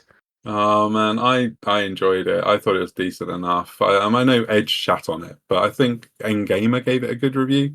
And do you know who Um, that was? Because that I'm was sure that was it's Matthew Matthew Castle. Castle. Yeah, Yeah, Matthew Castle, because he yeah, still mentions this on the Backpage podcast, and yeah. he just goes, "I know I'm the only person that really liked Red Steel," I was also there. I like a lot of the same stuff that Matthew Castle likes, actually. Yeah. Um, but then I Well, also like a lot of you the mentioned Sam work. the Phoenix Wright and Ace Attorney. There Yeah, we go. Ace Attorney games. It yeah. doesn't sound right. Anyway, right. But I really got into those Red because Steel of 2. What was the Gamer. second one like? What was the So Red second Steel Red 2, Steel? now that was an actual genuinely stonking video game. So Yeah, I this didn't was bother set with this at in all. like it was kind of like the Wild West, and but you were a an Asian in the Wild West basically, and you Wiki had Wild Wild West of a normal Wild Wild West. the normal Wild West. There's All only right. not Wild Okay. Wild West. There's no Will Smith or P Diddy Baby Oil going on there. It's you have a katana again, and you've got your gun, but this time it's got Motion Plus, so it's a Motion Plus exclusive. Yes. So Yeah. those who don't know, Nintendo later actually gave to the promise of real motion control by releasing an add-on that would clip into the back of the Wii remote, unless you bought an actual Wii remote controller with the Motion Plus on it, which did come bundled later with the Wii controller. Yeah. You have a little attachment just to slot in, but it was But meant to make it more precise, wasn't it? yeah, I'm and this sure. was way more precise, and it was just an absolutely brilliant first-person shooter slash 'em up, and it worked Yeah. brilliantly. The story was really good. The graphics had become more stylized. They weren't trying to go for like a modern look. It was stylized. It had like that cell shadedness to it, you know, and it was beautiful. And the score was fantastic. I loved it. Absolutely loved Red Steel 2, and it's one of those games we cannot play unless you have a Wii and Motion Plus. Remember Motion Plus as well. And it was the first game that wasn't by Nintendo as well. So Nintendo obviously had a good relationship with Ubisoft because Red Steel 2 was the Motion Plus launch game along with Wii Sports Yeah. Resort. Yes. So yeah, absolutely brilliant. But then also Nintendo, then there's the original two Just Dance games, which are Wii exclusives as I'm well. only going to mention them because that's a franchise that's still going on, and I'm only going to touch on this for like a quick 2-minute segue, but not segue. Anyway, bloody, I can't get words out. Yeah, so around this time, I was saying to you before we started recording, you still have this sort of like hangover of things like SingStar games, and the Wii seem to get the far biggest share of stuff like the ABBA games, We Sing, You Sing, Just Dance. It was all like, oh yeah, it's all family orientated and everything like that, Yeah. and plastic tat, as we call it. But I think Ubisoft was still, they pushed this so much. I mean, even when you get to the Wii U, Ubisoft were one of the big supporters of it, weren't they? I mean, I think Yeah. Capcom just didn't bother, but Ubisoft seemed to have been with Nintendo for so long now, for the last few console generations. Definitely. But yeah, I'm not saying that these are great games. It's like Just Dance is a series that's still going after God knows how many years. Although trying to get onto It was their what I think the last release of Just Dance on Wii was like 2018 or something. oh yeah, it was like one of the last games. This is what I Yeah. mean. It was just shovelware dregs, Yeah. Oh, they're just not great games. I've got in front of me on the Switch Just Dance 2022 that I bought for Theo because he was like he was just getting into early gaming, and honestly, it's just awful. It really, really is. Yeah, I'm not a fan. I played the first one a lot because we'd have friends over, we'd have some drinks, and then we'd play some Just Dance or SingStar. Yes, yeah, yes. I So was like that with Guitar Hero, back in the day yeah, as none of my well. friends really got into Guitar Hero. They were all like, I think it was like the plastic buttons and stuff, and it was a bit more intimidating. Whereas, singing into a microphone or dancing around waving a little stick was a But lot more again, this intuitive. comes down to how easy it was. That Granny knows how to hold a Yeah, stick and sing into it. oh, but she Every does. single. Yeah, I know. I was Yeah, but trying so hard. Not to say anything. But yeah, I get it. I really, really do. It's um, yeah. yeah, so Anyway, it is one of those. It is one of those things. Obviously, they did a lot of Rabbids games as well on the Wii, God, yeah. and the Rabbids still live on in the Mario and Rabbids universe. Strangely enough. Yeah, yeah. I mean, the thing is, as well, have you noticed how cheap those games always are as well? Like, you pick them up Yeah, like on Switch and, for like a couple of quid. Like the Mario and Rabbids Ubisoft games, that was like 15, £16. Ubisoft's games are very throwaway, aren't they, in terms of value? Like they do go Well, down so quickly. being topical, they have to be throwaway now because you probably read that news story where it says once they've taken it off the store, if you own a copy, they want you to actually chuck it in the bin. Yeah, yeah. Yeah, so yeah, Ubisoft are not the No, darlings of the industry at the moment, which in a way is a shame they because ever they've been were. around for so long. But anyway, They have. yeah, so that was it. I Um, just wanted to touch on those. So what have we got next? Because he did a so Prince of Persia next game I saw there as was, well. yes, Forgotten I thought Sands, that which came on was everything. it did, but the Wii version was built from the ground up on Wii. Oh, So okay, because I saw that. in the other game there would be ways that you could do like double jumps and stuff like that, but you'd use the Wii remote to sort of lift him with the sands. Right, okay. And things like that. So it was a bit different.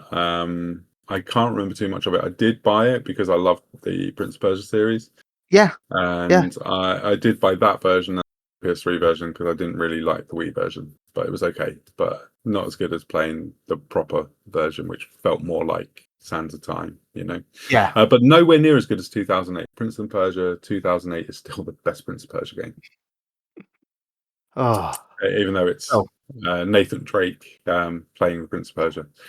Yeah, Um, which is so weird. let's go on to some actual really good stuff, and we'll go on to some Nintendo developed stuff before we hit some of the more oddities. Okay, Yes, so go for it. Nintendo, for me, Punch Out on the Wii was the best Wii game not called Super Mario Galaxy or Mario Galaxy 2 from Nintendo. So this was developed by Next Level Games, who obviously now are owned by Nintendo, and it's a reboot of the Punch Out series, which last had an entry on the Super Nintendo with Super Punch Out. And yeah, it's absolutely brilliant. You don't have to play it with remote and nunchuck, but if you want to do the absolute ultimate way of playing it, what you need to do is remote, nunchuck, Wii balance board. Oh God, So you're moving with it and you're ducking, and God, yeah, it's like, of course. yeah, if you do that and you can get through a couple of fights and you're not absolutely knackered, you've done well. So obviously this is a game that you I play think with how fit you get without a you would board get and fit, ducking and yeah. diving.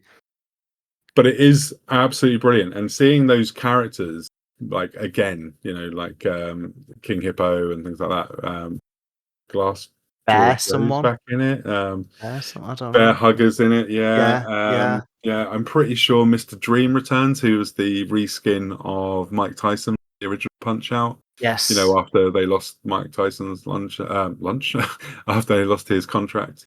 yes. And then Disco Kid's back as well. And Donkey Kong's also in the game. So yeah, it's absolutely brilliant. Probably my favorite version of Punch Out, and I love every version of Punch Out, including the arcade ones. You can get the arcade ones at the moment on Switch if you get the arcade archives. You can get the 2 arcade versions.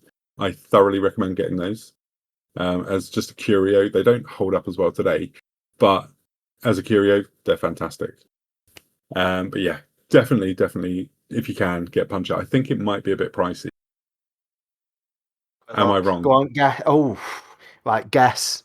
I'm Going gonna off guess my. that. Oof, I'm gonna go at £35. so close. £30. Oh, you see, that's a So lot one of of the money. pricey, but that's one of the pricier ones. Again, 12 quid cash or £18 trade, but 30 quid. That's yeah. But But again, I it's don't think really it good. sold that well.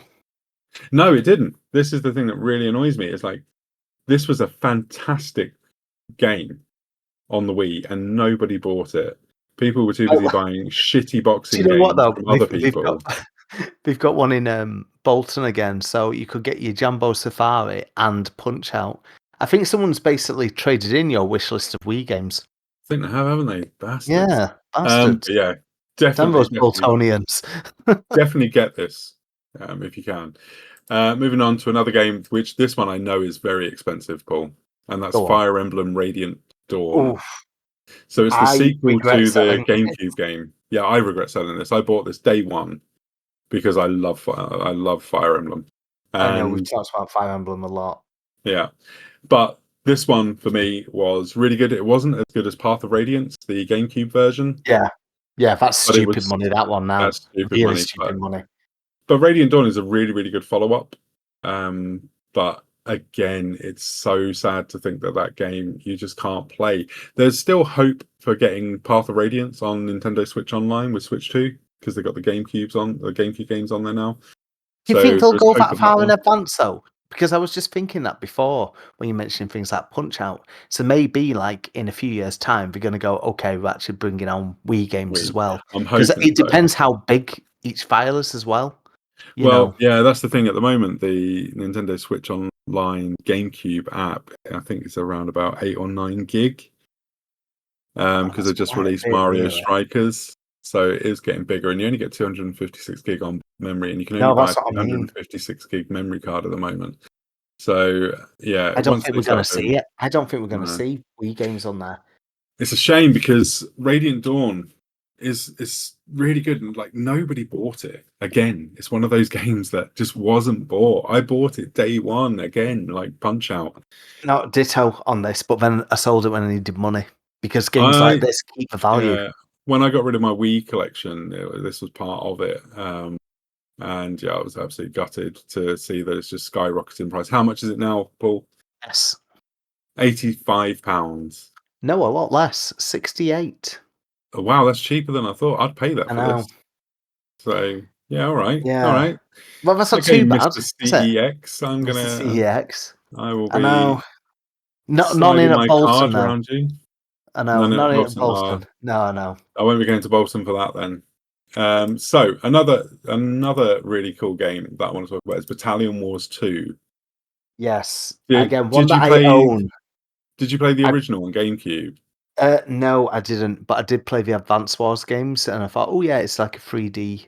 Well, a slightly 3D, isn't it? Yeah, it is 3D. It's fully 3D, and you move characters around with your controller. So it's Yeah, no, sort of I got a never real played. time. I never played the GameCube Battalion Wars.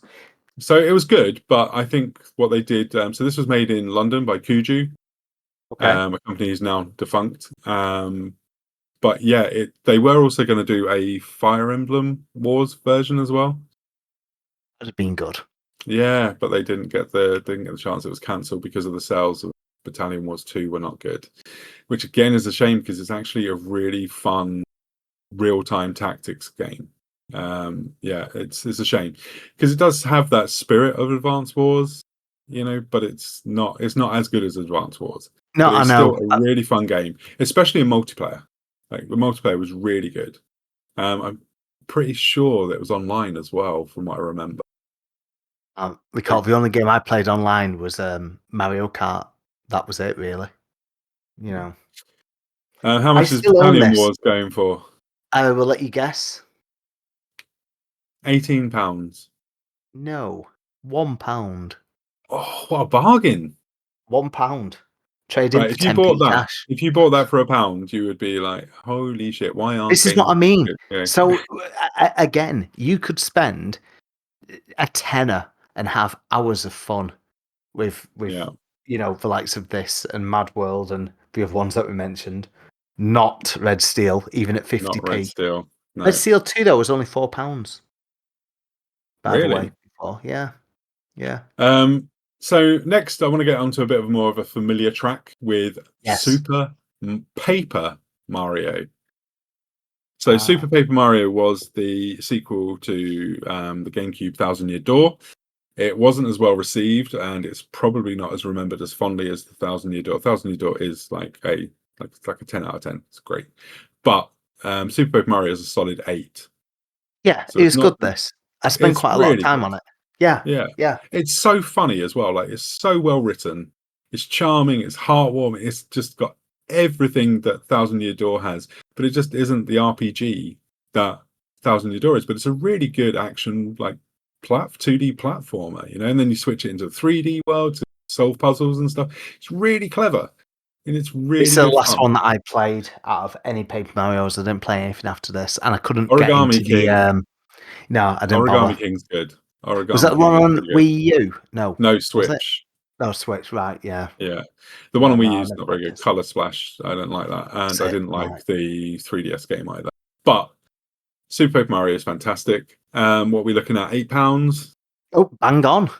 Look at that, Oh, £8 on look the at that! nose. You see, because it sold pretty well from what I remember, Yes. and it Yeah. was No, really good. I'd really, really recommend this game. You Yeah, know, I think the Paper Mario games, like any of them, well, the majority of them, they're just fun and they just make you smile. And because it's not like playing the likes of, say, Super Mario World where you're constantly moving, yeah, like you're watching the story unfold and, they have like a bit of a laugh and a inside joke as well with some of the characters as well. But yeah, no, I really, really do like this one. I'm glad that this one stayed cheap, you know. yeah. Me too. Me too. So next, then we'll move to Super Mario Galaxy 2. Which I would say is the better of the Mario Galaxy games, but I love both of them. I love both of them Which so much. They're both, amazes me that this is only on Wii. It I know, actually amazes me. they're both 10 out of 10 games, like Oh both of them. yeah, And it's yeah. literally you'd have to choose. It's like choosing the child choosing between them. But you always do have one favorite child. So it's like that is the favorite child for me. But it's baffling that this game did not get released on that collection that they released on Switch with the original Galaxy. I don't know why they didn't do that. So basically, we're on about the 3D All Stars that came out Hmm. on Switch with Mario 64. God, Sunshine. I've gone right in front of it. Sunshine, yeah, and Yeah. Galaxy. Like, I'm sure you could have fitted this one on as well. Oh yeah, absolutely. And you're We getting sold a lot of this at work. Like, we sold a hell of a lot of it because it was a new Mario game and it as also came well. with that instruction DVD as well on play it. Yes, yeah, Because and we also Nintendo had back some. then were Oh, too go on. afraid to let people try and figure out how to play their games. You know, Yeah, but it went it's through a so period bizarre. of these DVDs. Yeah, it's so bizarre that that Nintendo is the Nintendo that released Breath of Mario Odyssey. You know, two games where they just let you go nuts, right? Yeah, Virtually no hand holding in either game. And yeah, they released a DVD pack-in so that you could watch how to play this game. But do you know what the funny thing is though? You couldn't watch that DVD on your Wii. You had to watch it in a DVD player, which is I, hilarious. I had a money box of this. It came with a promotional money box at one of the retailers. I think because it may have been with Game though, but I had a mate who worked at Games. Who's like, there you go, Paul. And it's just basically the artwork. So it's done like a case for Super Mario Galaxy 2. It was just Oh, nice. just a money box, which was actually still quite thin, So for to people put who your don't coins in. know, Mario is thrusting hard behind Yoshi. I thought you were about to say, for those who don't know who don't know what a money box is, because I'm the only person that actually uses fucking coins. I can't believe you use money still. You're so retro. I Yeah. know. I'm so retro. You're so retro. You use actual money. But yeah, Super Mario Oh, Galaxy 2 is absolutely wonderful. It's got so many levels that are just devilishly hard. And once you complete them, you feel like you're a gaming god. You know, this is a it's game just that's never leaving my collection. I but they own also this. have Throwback Galaxy as well, which isn't in the original Super Mario Galaxy, where they have levels based off of older Mario games. Well, Mario 64 basically, isn't it? So, and yeah, oh my God, it's just incredible. I love it so much. But Well, yeah, it's you'll so you, gutting you'll that you be can't get pleased to it. know that Bath's got one. I know. Really? And Bolton have got 2 copies. And I'm going to guess £10. Go on. No, it's actually crept up a bit. Oh my god, there's about a Oh, million copies at stores. It's 15 quid now. But oh, for ages, it was £10. It's crept up ever so slightly. They've got it in Wigan as well, so it's one that we've actually got a lot of. There's about 100 odd listed on CEX. I think it's because everyone who had the Wii also bought this. So it's like Mario Kart. It's like one of those that everyone got. can you still get it with the But DVD though? no, you don't see that so much anymore. I Oh, think that's a shame. you just That have to might. get lucky if you pick that one up. Do you think that might be the most cursed item ever to have existed? Yeah, and here's a DVD. Oh, cool! I don't have a game to play it. Not even a PS2. No, I got rid of it to get me Wii. Have you Yeah, got a DVD player in the front room? No, because everyone's moved on to Blu-ray. That'll do. Anyway, yeah. So Super Mario Galaxy. Let's have a quick break, and then we'll come back and we'll finish up our Wii games. Hello, welcome back again to our final run of Wii games that we're going to talk about. We're still talking about games published by the Nintendo. I want to talk about a game that came out quite early in, which again is a Wii exclusive to this day. I think it came out in 2007, maybe in Japan. So I think it might have been quite close to launch in Japan. And that's Excite Truck. okay, this is something that did not, pardon the pun, excite me. But I was like, is this some sort of Excite Bike sequel? Yes, it 'Cause is. It yeah, is. but obviously I remember that because I loved it on the NES. But Excite Truck, I thought this seems like a shitty idea. But it was a very early release. It was like February and March 2007. It was like that, Yeah. during that Oh, it was first actually a launch game window. in America, not Japan. So it came out in Ah, America okay. as a launch title. But yeah, it did come out quite early in the life cycle of the Wii. It was one that was controlled with motion control only. So it was really Yes. difficult. But you tilt forwards to accelerate and then pull back to brake with the remote. So it was Mm, quite challenging to get to grips with. But do you know what one cool thing it supported? go on. MP3 playback. How So how you did it could put manage your that? music through the SD card.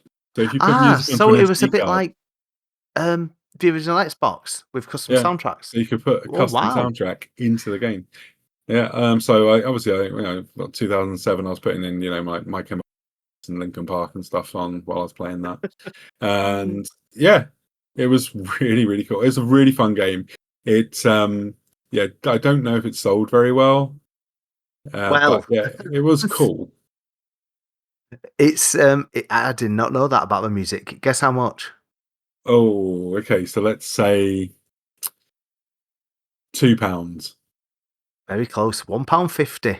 Oh, It's not you're much, is getting it? a hell of a game for that. Yeah, for £1.50, it's fun. But that's just it for that. Now, I'd probably just give it a dabble. Like if I had my Wii set up now, I'd be like, oh, solid, £1.50. Can't go wrong. Hopefully. Although I still feel like you go wrong with 50p for Red Steel. I will die on that hill. God, Oh my why is goodness. that game? You are out of your Oh, goddamn mind. But it is good. So Excite Truck is another one that I'd highly recommend. I'm So let's move on. jumping in and saying Animal Crossing. Let's go to the city because I that's didn't one that like I've that got in my version. collection. It's all right. It's not as good as the GameCube one, which I absolutely loved because that's got me into Animal Crossing. But the only reason I'm giving it a quick shout out is because it came if you bought the box set version with, was it called We Speak? Yeah, it was the We Speak. Yeah, it would Like a sit little on the top of the microphone. TV Yeah. and you would talk and it would pick up your voice from where you were. It was actually Yeah. really good technology. And it's something that the Switch 2 has as well. So you can use Switch Oh, as a okay. microphone, and you can talk into it and it gets rid of all background noise. And So it's yeah, I just actually wanted to really give it a good. shout out because again, Animal Crossing, I'm always gonna have that. I mean, I used to play the DS one quite a bit, which was Yeah, I out played the DS one a lot around the and the same 3DS time, but one, and but not. I didn't really didn't gel with Let's Go to the City. I don't know I why. It mean, just didn't get me. I like I say, I've kept it. I've kept that in my collection. Um, I'm just trying to think. How much does that go for these Just while I'm days? on it, well, with We Speak, Yeah. £15. Without We Okay. Speak, £10. Well, you don't really want to get it with WeSpeak because it doesn't support online functionality anymore, so you can't actually talk to No, anyone. I know. I'm just looking at a picture of So it it now. would The literally box. be as cursed as the Mario DVD. I could trade it in for £9 and then put that £9 towards some I don't know, £1 Wii games and change Oh, my I could get rid of my Wii Speak copy of Animal Crossing and then trade it into 8 or 9 other games, which sounds insane, doesn't it? it When you does, just think yeah. of that, going, I've traded in this one game in a big box and just left with a pile of games, which I'm going to get probably more enjoyment from. Hmm. Anyway, right, moving on back to your list. I'm sorry, I was like, Bink, just jump in. That's right. No, no, no. Good. Do jump in when you've got something you want to talk about it, because otherwise it's just me dominating conversation as per usual. So the next one I want to talk about. This is where we get into a bit more of the games for the gamers. So what happened with Nintendo Wii was Nintendo kind of forgot the gamers and focused more on people that weren't gamers, they were trying to Family convert into members. gamers. Yeah.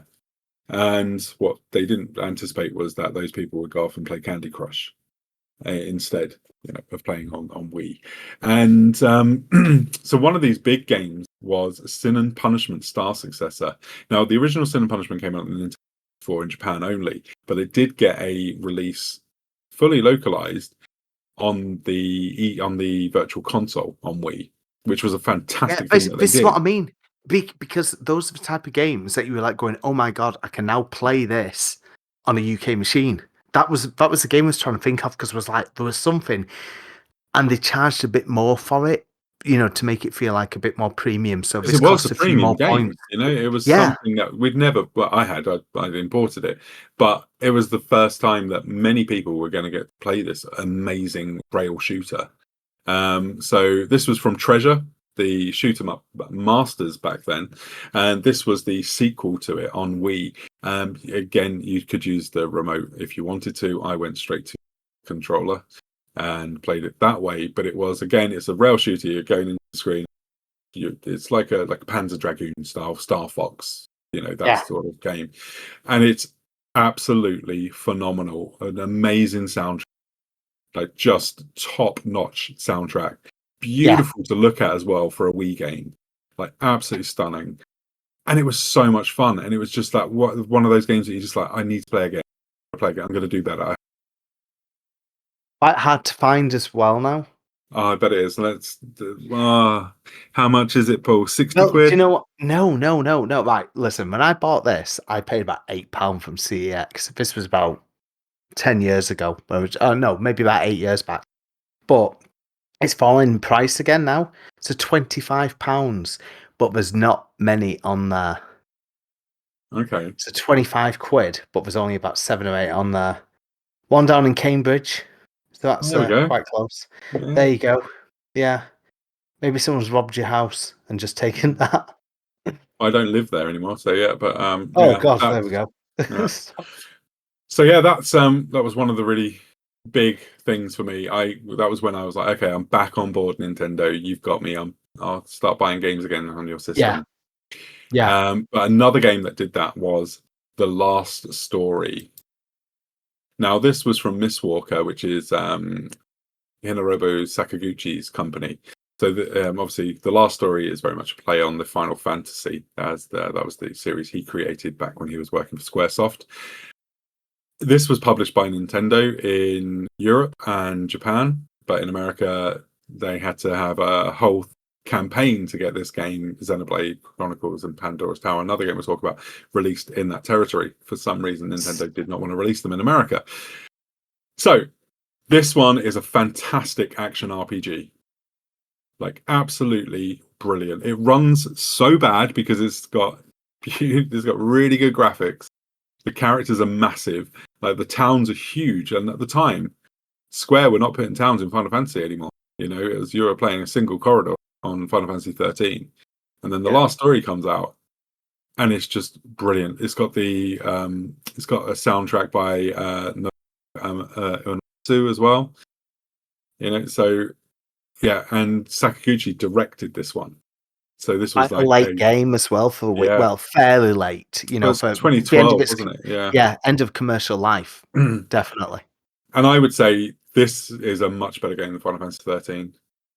Like, I got a Final I, Fantasy by then, but I didn't buy this, and I regret it. I remember it coming into HMB when I was looking at the Wigan one back then, and I really, really regret not picking it up. so when Nintendo announced this in Japan, they had a website go up, and on the website it had a song game playing on the website, and I would just leave that on in the background when I was at work with my headphones Nice. in and just listen to it, and it's like beautiful. They did the same for Xenoblade Chronicles as well, so they had a piece of music from that as well playing. But we can't talk about Xenoblade because that's been re-released on 2 different systems since then. But how good is it though that they actually started bringing these games over? And obviously, again, this is a console that was like 6 years old at the time, and they were going, well, fair enough. Maybe like no one's actually bringing out, I don't know, like your Grand Theft Auto and stuff Well, like I that. didn't think But this had any chance of coming out over here. yeah, but that's what I mean. And then it's a case of right, let's look to Japan. Go on, what can we actually bring over to the UK? And to bring out this and then Pandora's Tower, you were like, Yeah, oh, especially if you're like, an old school RPG fan, yeah, like we were, back in the SNES days and stuff. It's yeah. pricey. It's very, Is very, it? What very is it? Are we pricey. looking at 60? Well, yeah, 60 for normal. Oh, that's okay. 90 for the limited edition one with art book and CD. Oh, you see, I'd want that one again because the CD's really It's good a and the really, really soundtrack's nice box. amazing. We only had like 2 of these, I seem to remember, and we got snapped up because I remember having to put the spider tag security things on them because they were just like Smackhead's Delight, anything which was like big, bulky, and shiny when it came to games. Yeah. But yeah, I do regret not getting that. I still had the Wii as well, but I Well, just yeah. yeah, I think the Lost Stories combat was fantastic as well.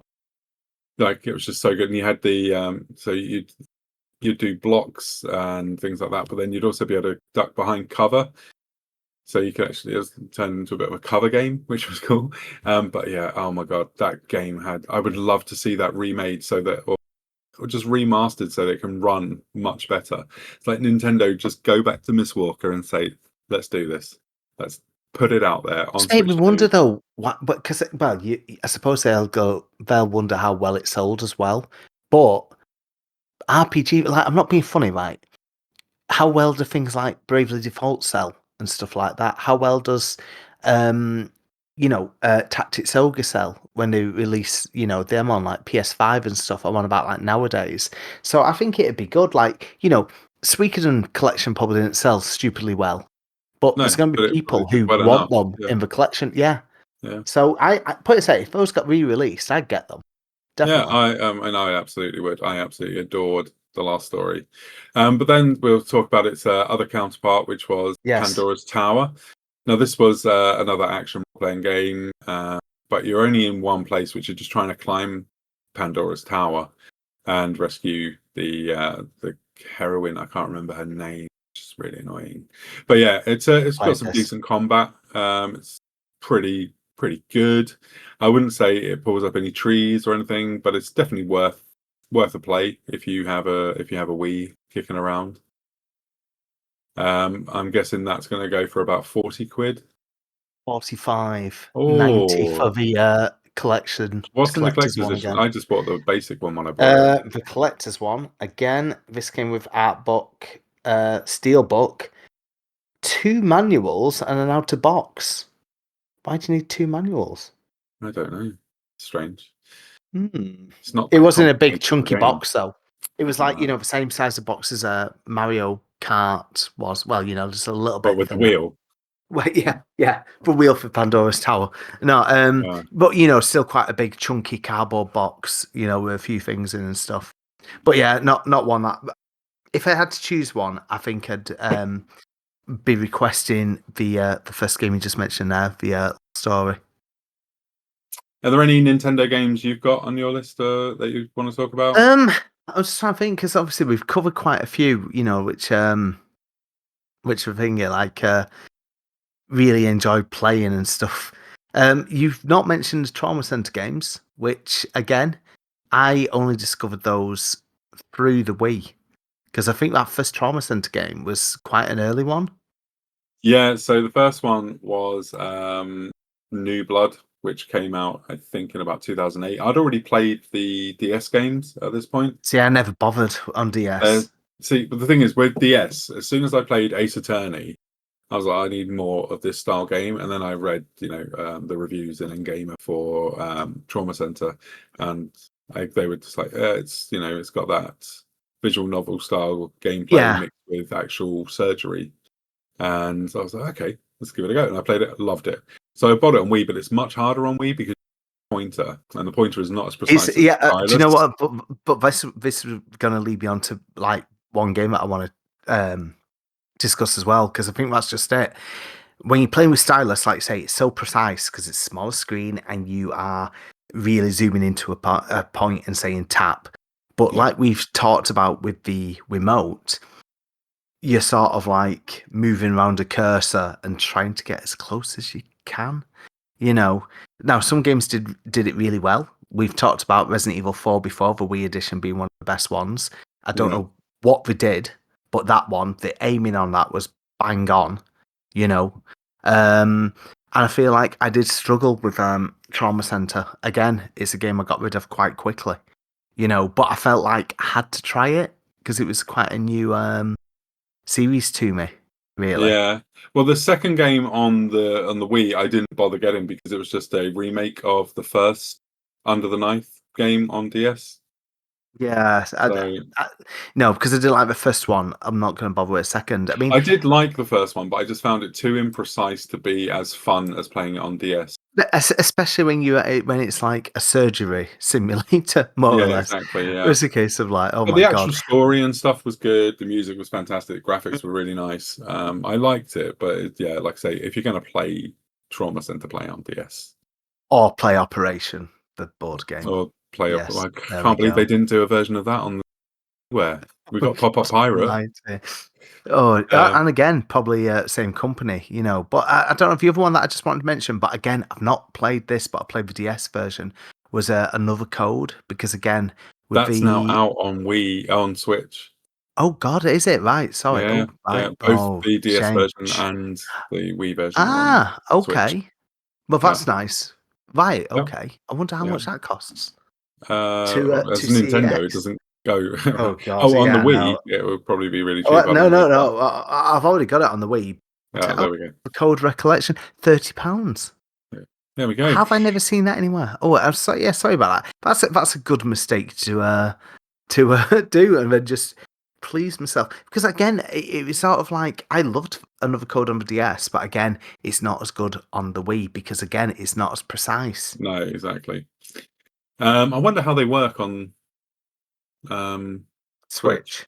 Yeah, because it's just Hmm. traditional controls, isn't it, on Switch? No, I know. I mean, you think back to that DS one, and I'm just going to just jump away for a second. But do you remember you had to like solve some puzzles by closing your DS and Yeah, reopening it and stuff I like know. that? Yeah. Yeah, I see what you mean. 30 odd quid. Oh man, Oh, can you imagine? God. I'd really like to get Hotel Dusk on Switch. That's another Matthew Castle one. Yeah. He mentions a lot, but Okay, no, I so don't think there's any others. The only other thing that I do want to shout about as well, I think this is basically when we're talking about games for all ages. I've had a look. I think there's 3 Harvest Moon games listed because I bought one of them because I was enjoying Animal Crossing previously. You know, I was yeah, like, oh, anything like the cozy games where you can just basically, see, I don't know, I whack some loved music on or whatever. I loved Harvest Moon on the SNES, N64, and It's a PS1. Wonderful Life on GameCube. Oh, right, okay. I Yeah, I had played the that PS1 Wonderful version Life one. later, but I played that on PSP when it came out as a PS1 classic. But yeah, I didn't like the graphics on the Switch on the Wii version, so I didn't buy them because I was like, oh, these are kind of shit. Whereas they look charming on the previous generation. If you notice, there's loads of games on the Switch as well on this Harvest Moon series. I'm like going, where are they all coming from? Don't It's buy like, Harvest Moon though. Harvest Moon is not Harvest Moon anymore. So what you want is Story of Seasons. So the original developers of Harvest lost okay. the license to that. So they created Story of Seasons and then did remakes of the Harvest Moon game. So like It's a Wonderful Life, there's a Story of Seasons, It's a Wonderful Life, and all that sort of. My 8-year-old daughter has recently picked up Story of Seasons, It's a Wonderful Life because I was saying to her like, oh, you should try Harvest Moon on the N64 because on her Switch, and she played it and she was like, oh, it's quite fun, but I don't like the graphics. So I was like, okay, well, there is a new version called Story of Seasons, It's a Wonderful Life, which is based off of my favorite game in the series.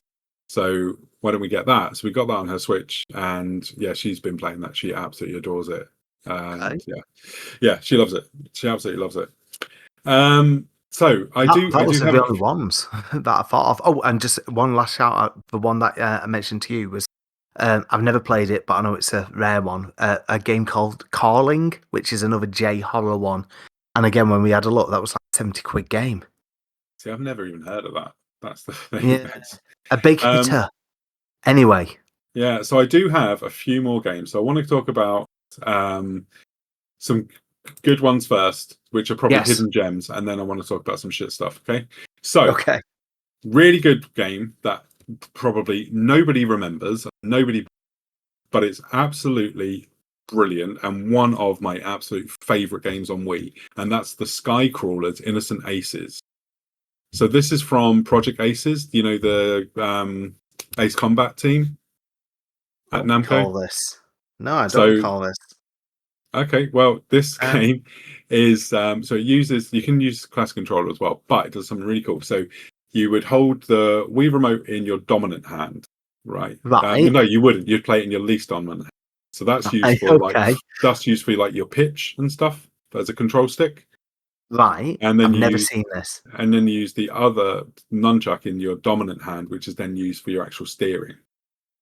So you'd swap round. So your hands would be in a different Okay. order. It was really complicated, and I couldn't get a handle on it. So I went straight to classic controllers, and it's absolutely brilliant. So it's based on an anime adaptation of a novel series in Japan called The Skycrawlers, Right. and there's also a film as well. There's an anime movie out as well called The Skycrawlers, and this is based off that. It's got brilliant cutscenes, and it's absolutely gorgeous. It's sort of set in a World War II, but like a not actual World War II. but it's like it's got that same sort of feel where you are, you're in Central Europe and you're taking on what I would imagine are the Nazis of this universe, and it's just brilliant. It's got so much good combat, and when you get into dogfights, it's really tense. But like I say, the cutscenes are fantastic as well. It's absolutely wonderful. And if you've not played it, you absolutely should. It had a really good multiplayer mode as well. But yeah, I would thoroughly recommend that game. Never ever seen this. It looks quite rare. Only a couple in stock. And what are we looking Guess at? guess a price. Damage. Oh, 80 quid. No, £22. Oh my god, buy it. Like That's quite cheap. £22. It's really good. £22. If you like the Ace combat games, this is like an anime version. The only places are at Chester and East Kilbride. And it's only 22 There we quid. go. It's not 22 quid. Blimey. Yeah, 22 quid. 2 left. That's it. Wow. Yeah. I don't know what it sells for on eBay. Definitely get that if you can. It's really, really good. I can't speak highly enough of it. It's such a fun flight combat game. Do you know what? Honestly, that actually, well, people will probably bought both of these when this episode goes out, because looking on, I don't know, on eBay, again, roughly around the same time, 40 quid, going up to 55 quid. I think that's going to be one of those that's going to hit like the 60, 70 quid mark, quite soon. Yeah. Okay. So one other game I want to talk about. This isn't actually a Wii exclusive. Okay. So I'm kind of fudging it a bit here. Yes. Go on. We can have the off fudge. Sometimes you just want to shout about it. This was released on PS2, Wii, and DS, but the DS version was different. Okay. But the Wii but not the version, but the Wii PS2 version of this game, it's Speed Racer, the video game, based on the cartoon series, based on the movie. Oh right. Yeah. It's basically F-Zero. I never played this. I remember it coming out. So this is from Sheed Interactive. They did the Shatter game. Did you? And Grip Shift. They are an indie developer from Australia or New Zealand. I can't get that wrong. I think they're New Zealand. Yes, they're from New Zealand. Right. Can't get that wrong. Yeah, they're from New Zealand. But yeah, this is a really good racing game based on the movie by God, was it the Wachowskis? Yeah, they did the movie. Yeah. Okay, I've never played this. I remember it coming out. Right, I think it's better than the PS2 version. I played both, but I think I preferred the Wii version. It looked a bit better, it ran a bit better. It's a really good game, and I don't think anyone else ever played this game other than me. Yeah. I don't even remember, if we got this or sold it. Cheapest chips though. How much? If you want it, £1. Oh, what a bug! And you are getting £1. It is. This is what I mean. It is F-Zero for Wii. Everyone's going, "Oh, I want to." This was F-Zero for Wii. Well, again, this is what we were saying: 15 quid, and you've got a shed load of games. You could come away with about 10 games, couldn't you, for 15 quid? Yeah, you'd spend more than that in the pub. I mean, where you are now is 2 pints. Yeah, where I am now, that is more than 2 pints. That's less than 2 pints. Like, you can't get anything for less than like 8 quid. Oh my god, that's depressing. But there was another F-Zero like game which was Fast Racing, which is now on. There is like more like sequels. There was one on Wii U, one on Switch. I think it was a Switch launch game, and then a Switch 2 launch game as well. Which is like Fast Remix or Fast Racer. I can't remember what they're called now, but it looks really good on Switch 2, by the way. That new one I bought, that's really cool. But that Fast Racing. I just have a look. And it was only on Wii. Only came out on WiiWare, but there is a physical version on Wii U, and I think it's just an updated version. I've seen it now. Yeah. And it's really good. It's not. Ooh. I preferred Speed Racer on Wii, but the newer versions of the Fast games are actually really. But Speed Racer is for you if you want your F-Zero fix on Wii. It's good. It looks like the closest you're going to get to things like Wipeout as well. Looking at nothing like Wipeout. The Neo one. Is it not? Right, okay. No. I'm just going to have a picture there on the Wii U F-Zero. This is the thing that people go, say, oh, fast is like Wipeout, fast is like F-Zero, Right. and Okay. F-Zero is nothing. Wipeout is not Zero. They are very different games. Fair enough. What have we got Yes. next? So next, I want to talk about some shit. Okay. Some absolute dumpster fire exclusives that are actually really fun to play because of how bad they are. Okay, the first one is Star Wars: The Clone Wars Duel. Now, No, I do not bother with this. as a kid, we all wanted to have lightsabers, right? It was just what you did when you grew up. You were like, I want to have a lightsaber. That's all I want. When I first saw the Wii, I was like, my God, I can't wait until Sega port the arcade game to the Wii. All right. Yeah. And then Chrome Studios, those sons of bitches who did nothing but shit games, developed this for LucasArts, which is a lightsaber game. So it's like a fighting game, but got lightsabers. And it had characters from the Clone Wars cartoon series. It was shit, but it is good fun because it does have a lot of the cool stuff from. I'm a little laughing because I'm going to just point something out in a minute when I've just searched for this and just went, oh God. Sorry, go on. What was it? What did you see? Well, I've seen obviously the game, and it's the Star Wars Clone Wars Blaster for £6. So your plastic tat. So before, when we talked about the Wii Zapper, where your remote goes in, and it still looks okay. The Star Wars Clone Wars Blaster is just tat, really, just the plastic tat. But for £6, more than the Yeah. game. The So game you itself use is the £2. lightsaber use the Wii remote as the lightsaber, Yes, yeah, and you use the nunchuck as your force power. So it was okay. quite cool. It is quite fun. Like, it is quite fun, but it is shit. If you'll Mm, find that for like £1, it's probably worth a play. I think Theo would like this now. Now he's into Star Wars and stuff. I'm not spending £2 Yeah, on and it he though. likes the shit films as well, doesn't he? So Oh, he does. He'd love these. I mean, he'd look at love this it. General Grievous on the cover. Oh, sorry, there's none in Bolton. I don't know if there's any in Wigan. So just, How oh much is God, it? Is there it is. quite? Is it a It's pound? £2. Oh, there is one in Two. Wigan. There's Oh, one left £2 in might Wigan be a for bit £2. much. There you £2 go. might be a bit much for it. But if you trade it in afterwards, you get 50p back. Okay, so you could £1.50. Maybe it's worth it, for Yeah, that. it's like the price of a Um, rental, isn't it? Less than. yeah. So one of them, another game I want to talk about, which was quite fun, but in a really bad way, is a survival horror game Go on. called Escape from Bug Island. Oh, So never played this. I remember seeing it and went, "This looks bloody awful."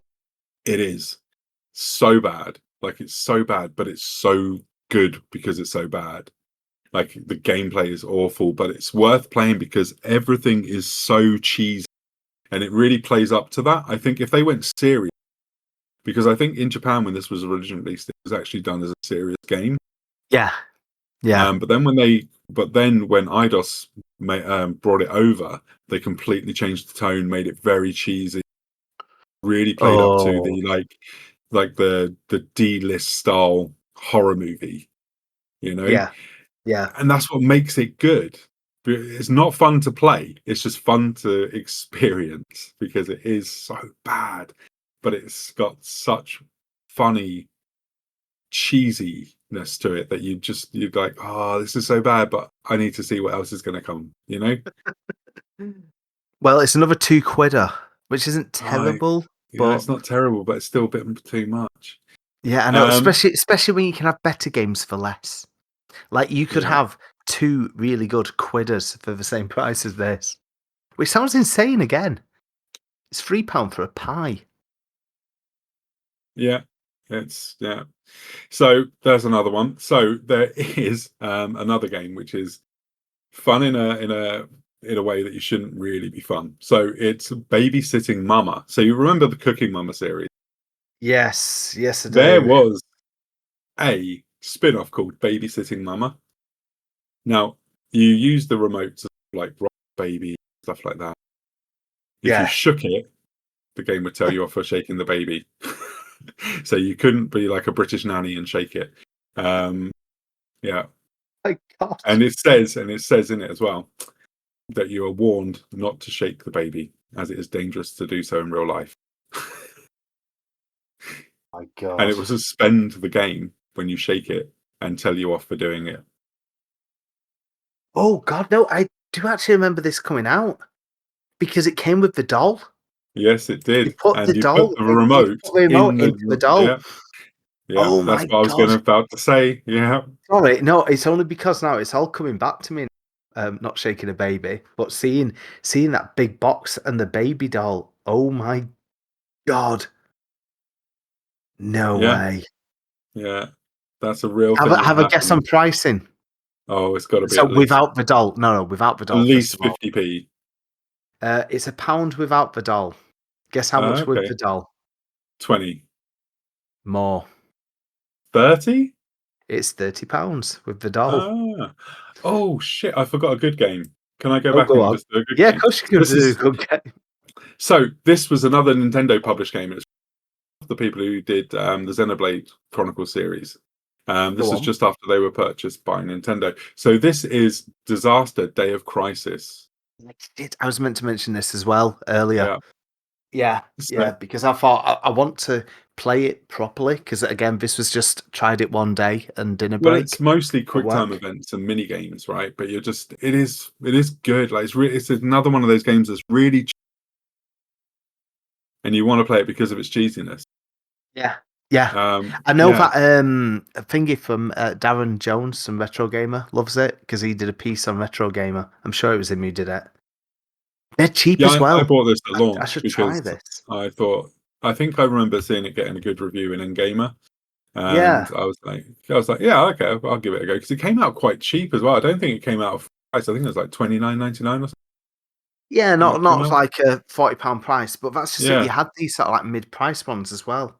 but yeah, if you are a Fiver. fan of the Xenoblade Chronicles series and you've not played this game and you want to see what Monolith were doing prior to doing that series, go back and play Disaster Day of Crisis. I bet you it's £2. No, it's fiver. Oh, A fiver few quid still. more. That's Still not really bad good. though, is it? Yeah, You know, no, it's a it's pretty good like price. it's one of those that you can take a dabble on, definitely. Yeah, yeah. I Yeah. would definitely or take a waggle on. Yes, take a waggle on. So, shit games again. Let's go back to shit games. This one is published. Probably cause a lot of people to be angry with me for saying this. Developed by Team Ninja in association with Nintendo.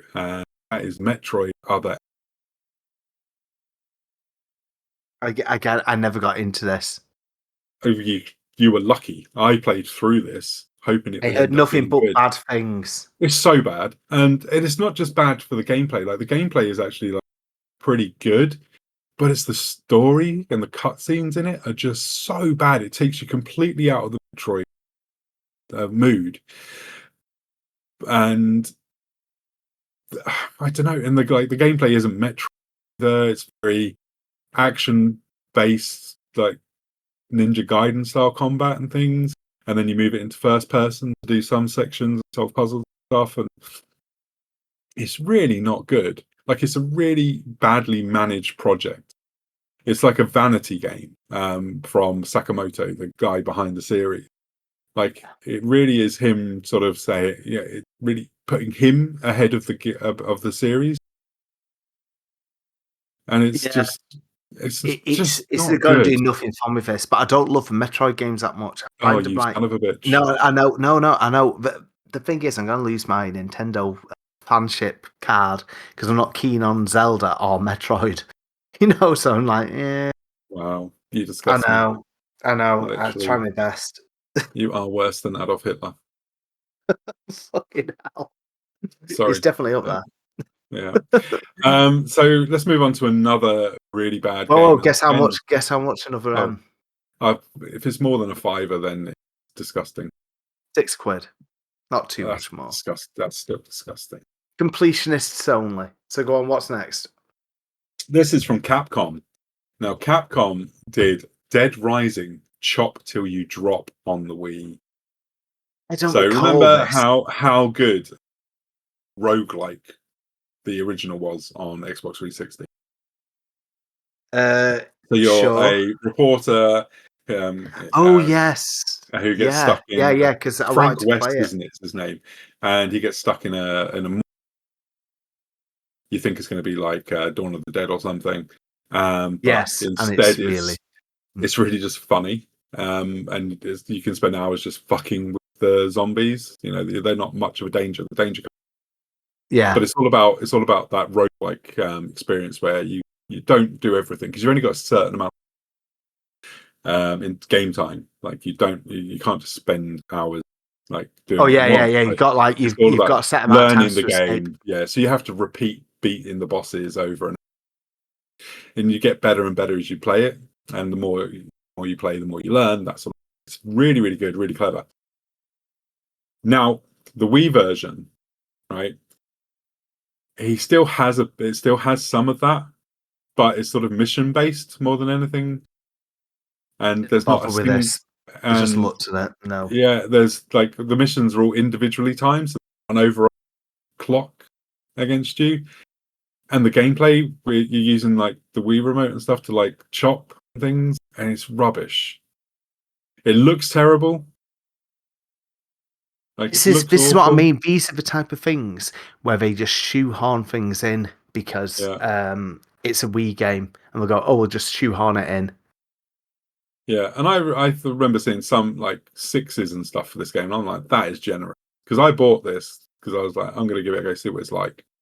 And I bought this much later. I got it for like £2 or something, and I remember thinking, I am ripped off. This is absolute garbage, and I can't believe some professional writers gave it a 6 out of 10. Like Yeah, it's absolutely awful. £4. £4, Mm. that is too much money for that. Yeah, Way too I much do money for remember that. this coming out because I didn't have a 360, so obviously I never got around to play Dead Rising until they bought the games out on PS3. I think I'm Yeah. sure we had some on PS3, and I wasn't bowled over by them. I was expecting, like you say, Dawn of the Dead. You know, like an actual The first game like that. I was like, no. I really like the first game. I think the first game's absolutely brilliant. There's a remake that's out now on PS5 and Xbox and PC. I'd thoroughly recommend it. I think it's still a really, really great game, but Okay. only if you like that sort of game, a roguelike experience. I do. I quite enjoy them. So let's move on to our last two games I want to pull out, and they are both absolute pieces of shit, but from beloved franchises. Okay, so Castlevania Judgment, which is a fighting game developed, might I add, by the same developers as Tatsunoko versus Capcom. But this I've is played this. absolutely wretched. So, Judgment, you've got multiple characters. It's a one-on-one fighting game, but you shake and you waggle. It does everything that you didn't like about Wii. It does this as a This fighting sounds game. awful. It's a fighting game, a Castlevania fighting game. Yep. I've seen it, but I had no idea. Like I Yeah. recognise the cover art, but like, again, yeah. The last time I played a Castlevania game was a PS2 title. Oh, mate, you should get the DS games, man. They're so good. Still got There's a a DS as well collection. upstairs. There's a collection on the Switch for DS and Game Boy Advance games. Get them. So good. This though is Anyway, not. This yeah, came out. Castlevania Yeah, Judgment. yeah, and this Ooh. was like It was produced by Igarashi, the guy who was doing the really good Castlevania 2D games. He produced this piece of shit, and it's absolutely awful. The graphics are terrible. It's just not fun. And to think that 18, the developer, went on to do Tatsunoko versus Capcom, like my favorite fighting game of that generation, Yeah, and they what we made just said is that. like amazing.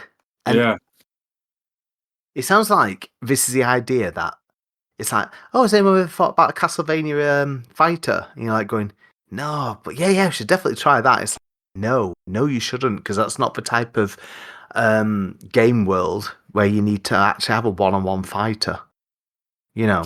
yeah. So But yeah, next, guess how then, much? Guess how oh, much? how So much? Go. go on, guess. It's quite rare. And there's none on. There's none in. Oh, Jesus, 60 odd quid. No, not that much. Okay. 35. Wow. £35. Imagine spending £35 on that. It sounds I awful.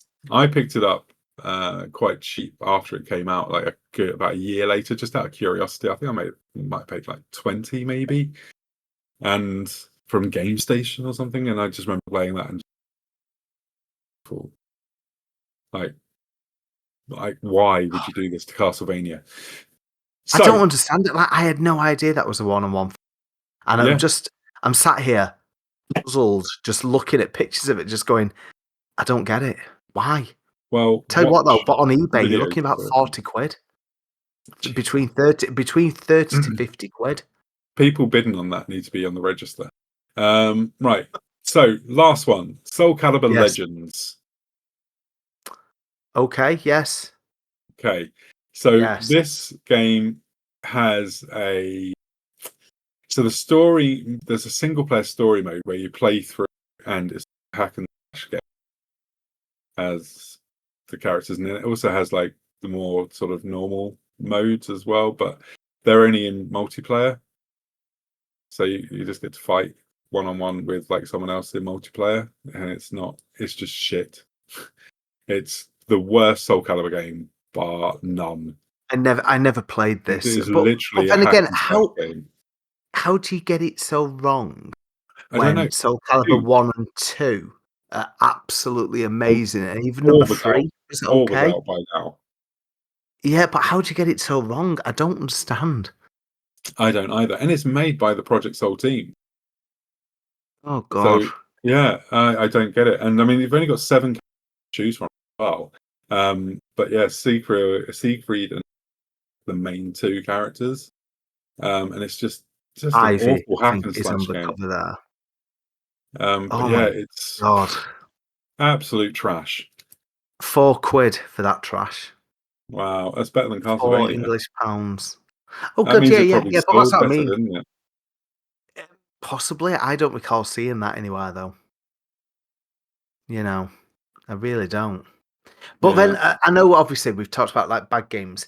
I just want to basically give the shout out of the non-stop entries of the Mario Party series, which, to be fair, died off for my interest on the GameCube. You know, like I think the Wii ones were pretty awful. yeah, You know, but they were obviously still exclusive. And again, it's just like things like, look, I messaged you with this one, but Wii Music, when that came out, and again, I remember seeing like the previews for it, and you're like going, oh God, this isn't good. Wii Music, really? But then yeah. obviously, you've obviously got Wii Fit, you know, the, what's it called? That comes with it. Why can't I think? Not Wii Play, although that isn't exclusive. Wii The only reason Sport. you buy Wii Sports. The only reason you buy Wii Play is just so you could get another Wiimote and a game for about Oh £2 yeah, more. yeah. That's the only That was reason the I never only played it. reason we shifted it. Yeah, yeah. That was just it Never because it played was it. 30. It was 32.99, I think, for a Wiimote, and then you could get Wii Play for 35 quid. And we always sold out of Wii Play as soon as it came in because we go, oh, it's a game and a you know, Yeah. and it was like a no-brainer. Oh And people expected more Wii Sports, which wasn't yeah, terrible. But again, with do you remember? Obviously, we remember COVID and because again, Wii Fit and Wii Sports were going up in price because now Wii Sports is like £8, and that came with. Think how many copies of that it came with. You know, yeah. it's insane. One quick Wii story before we wrap up. What I will say is, only about a year ago, where I am in Hindley, they said, "Oh, it's a computer coding / gaming morning at this wellness centre for either people with disabilities or old people to get them into gaming." And they went, "Oh yeah, we're gonna have a few." And I thought, do you know what? I'll go along to this. Mags. So I went in there with Carrie and both children, and we were like going, "Oh, you're the first ones here," and we're like, and then Carrie's like, "Of course we are. You know, he's never going to be late for a gaming." So we're in this little room, and they had set up the Wii with Wii Bowling, and they also had set up, I think, a Forza game with a seat and steering wheel, you know, and that was the Wow. gaming experience. And honestly, it was like, honestly, I felt so awkward. I was like going, look, we'll just try and go in a minute. But then obviously they were showing Theo the Wii bowling, but to see his face, he was like 6, possibly 7. He must have been 7 by then when he got a strike. I know he was so happy, and then trying to explain how to obviously the different motions with the controller and stuff. But I suppose nowadays you see it all the time, like motion controls are like built into nearly everything, aren't they? But back Yeah. then it was quite groundbreaking. But yeah, it's just surprising because then I did got a Wii, and he went, "Oh, are you gonna go and get it?" I went, "Because I don't have room. I've still got the bedroom, so I could set up on that. But then you need so much space because how many Well, I do remember being at a party and hitting someone's TV playing the Wii tennis. And You're the getting reason bollocking. why they had to put condoms on the Wii remote. Yes, yeah. If anyone wonders what he means there, it's a silicon. It's a silicon, not strap. It was a silicon cover, wasn't it? Cover that went around the Wii remote. It was just like I Yeah. never. And So, the straps on there as well. But I remember like going to a car boot and someone tried to sell all these silicon covers for like 50p each. I was like, where the fuck have you got all these from? It's just like again, the Wii is the epitome of extra shit that you don't need. Though I know we're finishing on a yeah. bit of a downer, but you see the plastic golf clubs, the plastic tennis rackets, things, what baseball bats and all sorts of crap. So how did you Oh, use your there's Wii good remote? stuff. How How did you did I use use it? it? I did. Did you No, did you ever put the condom on? Or no, I didn't put the condom on. No, no, no. That's me how I got. either. That's how I got the Wii U. No, I played Raw every time. Every time. oh dog. No, I just because it was just basically when you get boisterous with parties, where basically you're just swinging it around and the remote. Oh Oh dear. god, I'm gonna get cancelled. I think we should Anyway, end it there. And- So hope have you everyone enjoyed enjoyed our talking talk about the about the Wii? Wii. I Yeah. did enjoy talking about the Wii, Do and it you made right? me it really made me nostalgic for it actually. And we didn't even No, I talk know. about like the big games and stuff, really. And we did speak about a No, lot of good but games, that's but just there were it. some that we just we couldn't because they don't fit our criteria.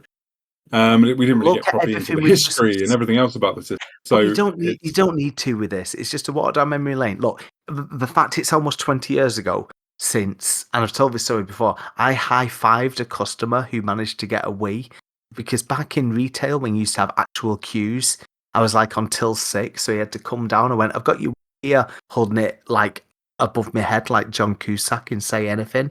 And he came over, gave me the 169, and then I gave him a high five, and everyone at work pissed aside and went, "You sad bastard." yeah, I would And as yeah, well. I wear that You badge with absolutely. shame. But I no, 20 years, well, 19 years.